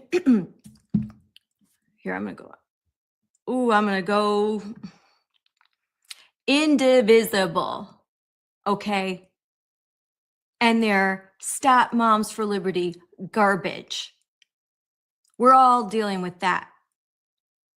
Guess who is a big player in these May Day protests?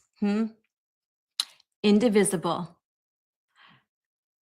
Next, like I'm going to be doing this. I can do this all day. This is my thing, okay? Exposing these people. It's how I got started, and I'm getting back to my roots. We are exposing these people. I've been watching on social media.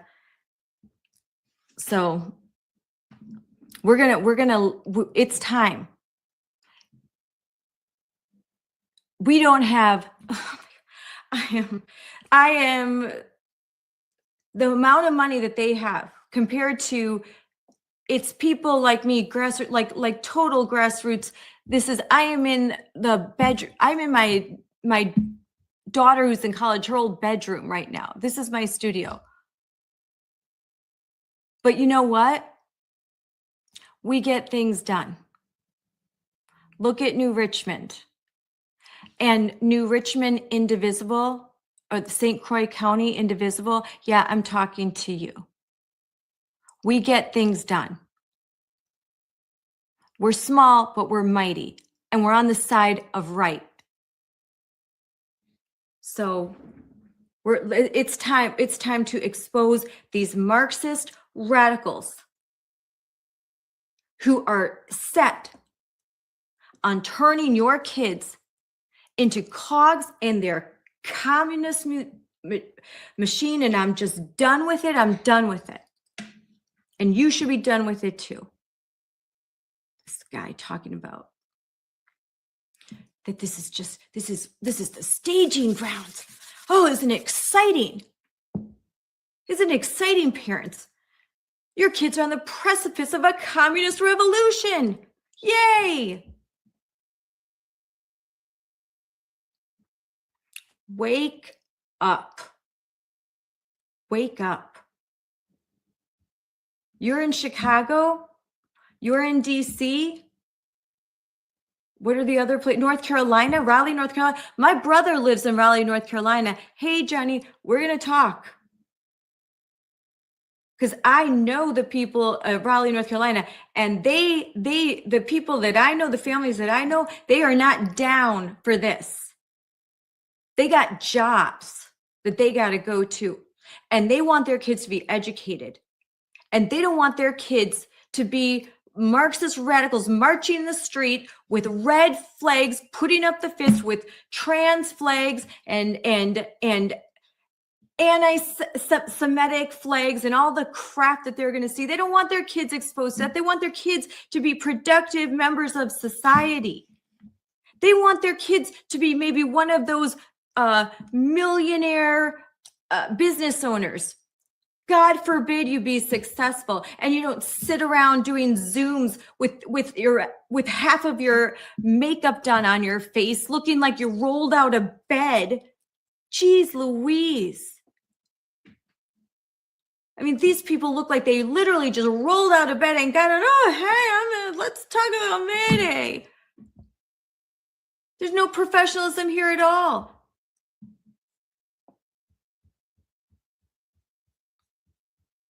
You should be as mad as I am. Site, which is just strikereadycorps.org. And we're doing lots of like regular workshops and trainings leading up to May Day, because again, we see this as a chance to do what the folks in Malawi did, which is to prepare for what's coming, to both imagine both the worst case, but also to imagine what we know they've already been doing before. Because honest to goodness, they're not all that creative. And I think sometimes we're more creative than they are about what they might do. And in fact, in many cases, they're just not that creative. They've already shown their hand year after year after year, cycle after cycle, maybe more extreme, etc. And so I think we also need to be prepared for extreme cases, but also knowing what we know about our opponents and how they're going to operate. So we have some links that they're going to drop in around just getting strike ready. So strikeready.org. And you can sign up for different workshops. I work with Freedom Trainers, where we've been running these community strike readiness trainings, preparing folks for what would it look like? What does it look like for us to be? How many different groups? How many different groups? Again, this comes back to an important piece, which is speed. We can't be caught flat-footed. And we're caught flat-footed if we already don't know who are we going to turn to. What are the organizations, the structures? Who are the different networks that we're going to activate together? How many networks are we going to activate together? we get to the May Day Strong and join together is so that we are stronger and can move faster together. So this moment is a preparation moment. Preparation moment. Thank you. Y'all show some love to Daniel. Shout out to the Freedom Trainers. I'm a proud Freedom Trainer myself. So I really can't even like, there's so many reasons to tell you to get down with these trainings, but Daniel already said it. Y'all, we need to be ready. And I don't know about you, but I don't want to wait till the worst case scenario happens to be ready to do something. This is why the May Day Strong movement is so— I'm sorry. She is so scary. I can't believe someone's doing camera like that. out in defense of our communities so that we can stop the worst case scenario from happening in the first place. I don't know about you, but I'm trying to be one in the number that keeps us from getting to the worst case scenario. And because of that desire, I need you to throw down on May Day. So again, I want to ask you, have you gone to maydaystrong.org tonight? Are you already signed up to— we're going to get it to you as soon as humanly possible. But I want you to— so don't tell me what we can't do on May Day, y'all. Right now is a perfect time to make your plan if you don't yet have one, to either get down with one of the almost 400 events that are already on the map. I see y'all working tonight. We might hit 400 tonight if y'all spread the word. If you step up and you host an event in a state, a neighborhood near you, we need you. Y'all, today is our day to make a faithful next step towards the power that will be cumulative across this country on May 1st. So I'm going to ask you quite directly, will you stand with these young people? Will you host an event? You've heard from folks in 3 different cities talking about what they're doing to lead the way with the call for no work, no school, no shopping on May 1st and beyond. For folks that are like, yo, I don't work, don't shop, right? For folks that are like, I'm not a worker, but I go to school, don't go to school. Whatever you can do to shake the economy on May 1st in solidarity with communities across the nation, in solidarity with workers across the globe, I want you to do it. Whatever that faithful next step is. If you can't host, I want you to attend an event. If you can host, I want you to step into your leadership and bring people together across their differences on May Day to shut some shit down. I know we can do it. I know that this structure test, which again, folks might feel like is symbolic and maybe not going to be the end all be all. I hear you, and I appreciate your skepticism. But what I know is the work that we will do on May 1st will set the tone for November. It will let this administration know that we are coming, right? It will, I think, help us prevent the worst case scenarios that all of us are playing and replaying over and over again in our head. Right? So for those of you that showed up to No Kings, good job. Well done. You made history. Now we're passing that baton to the May Day Strong movement to carry us through May Day. And the May Day Strong movement will then carry us through. It's time for us to step up. So we're going to drop the links in the chat one more time. I want you to host a May Day Strong event. I also want—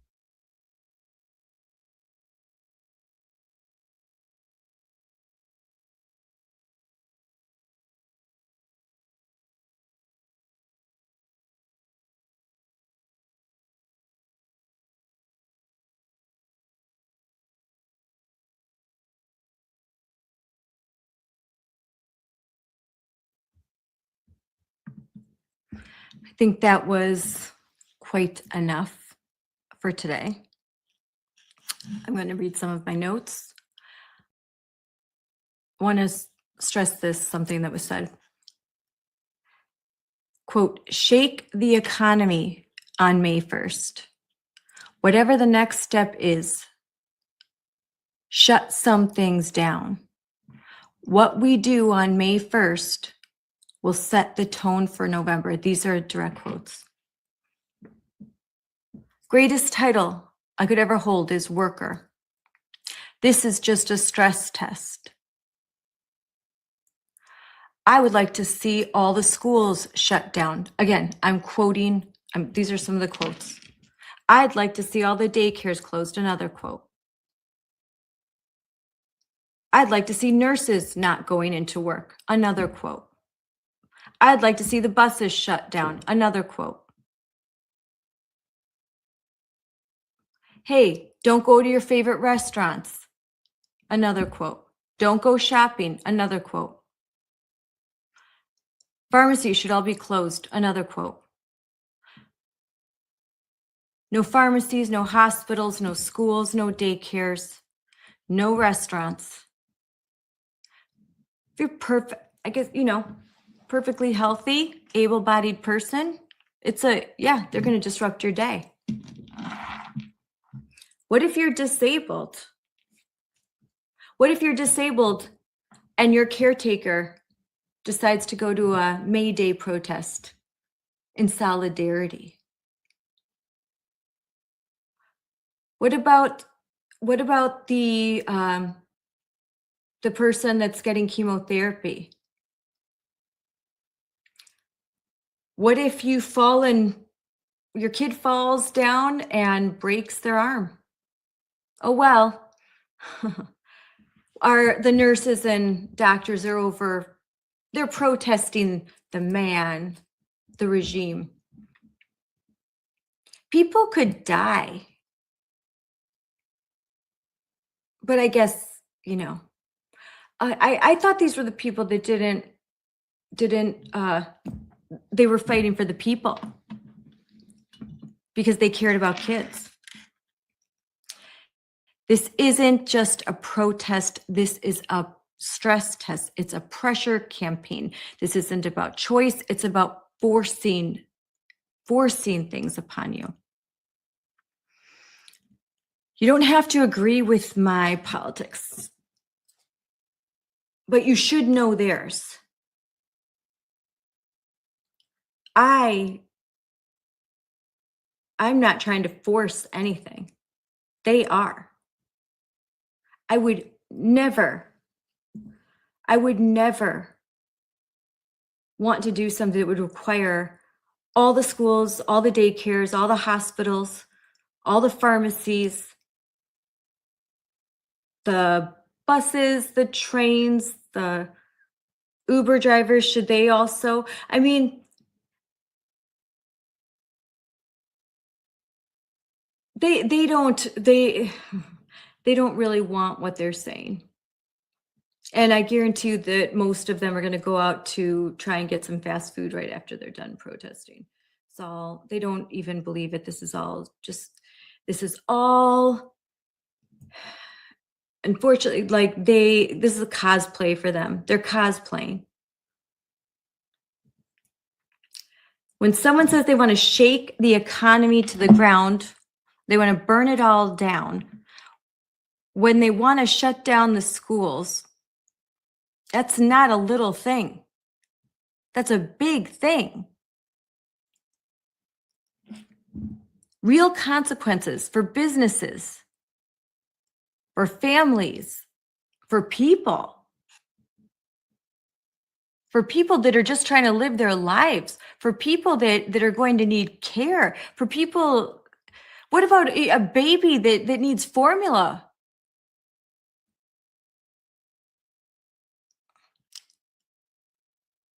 I want to bring awareness. And now you have seen something that you can't unsee.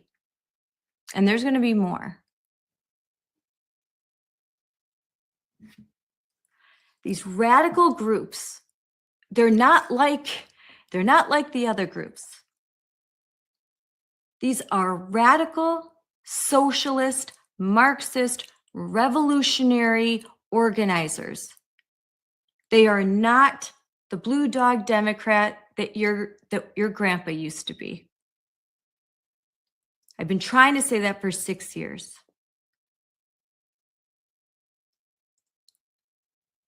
It's not the same sex ed that you grew up with. Nope. They radicalize and ruin everything because their goal is to disrupt, to push you to your brink, because that is the way that they get to their utopia. That it's the mindset of this radicalism. You have to understand. You have to understand. And protect your kids.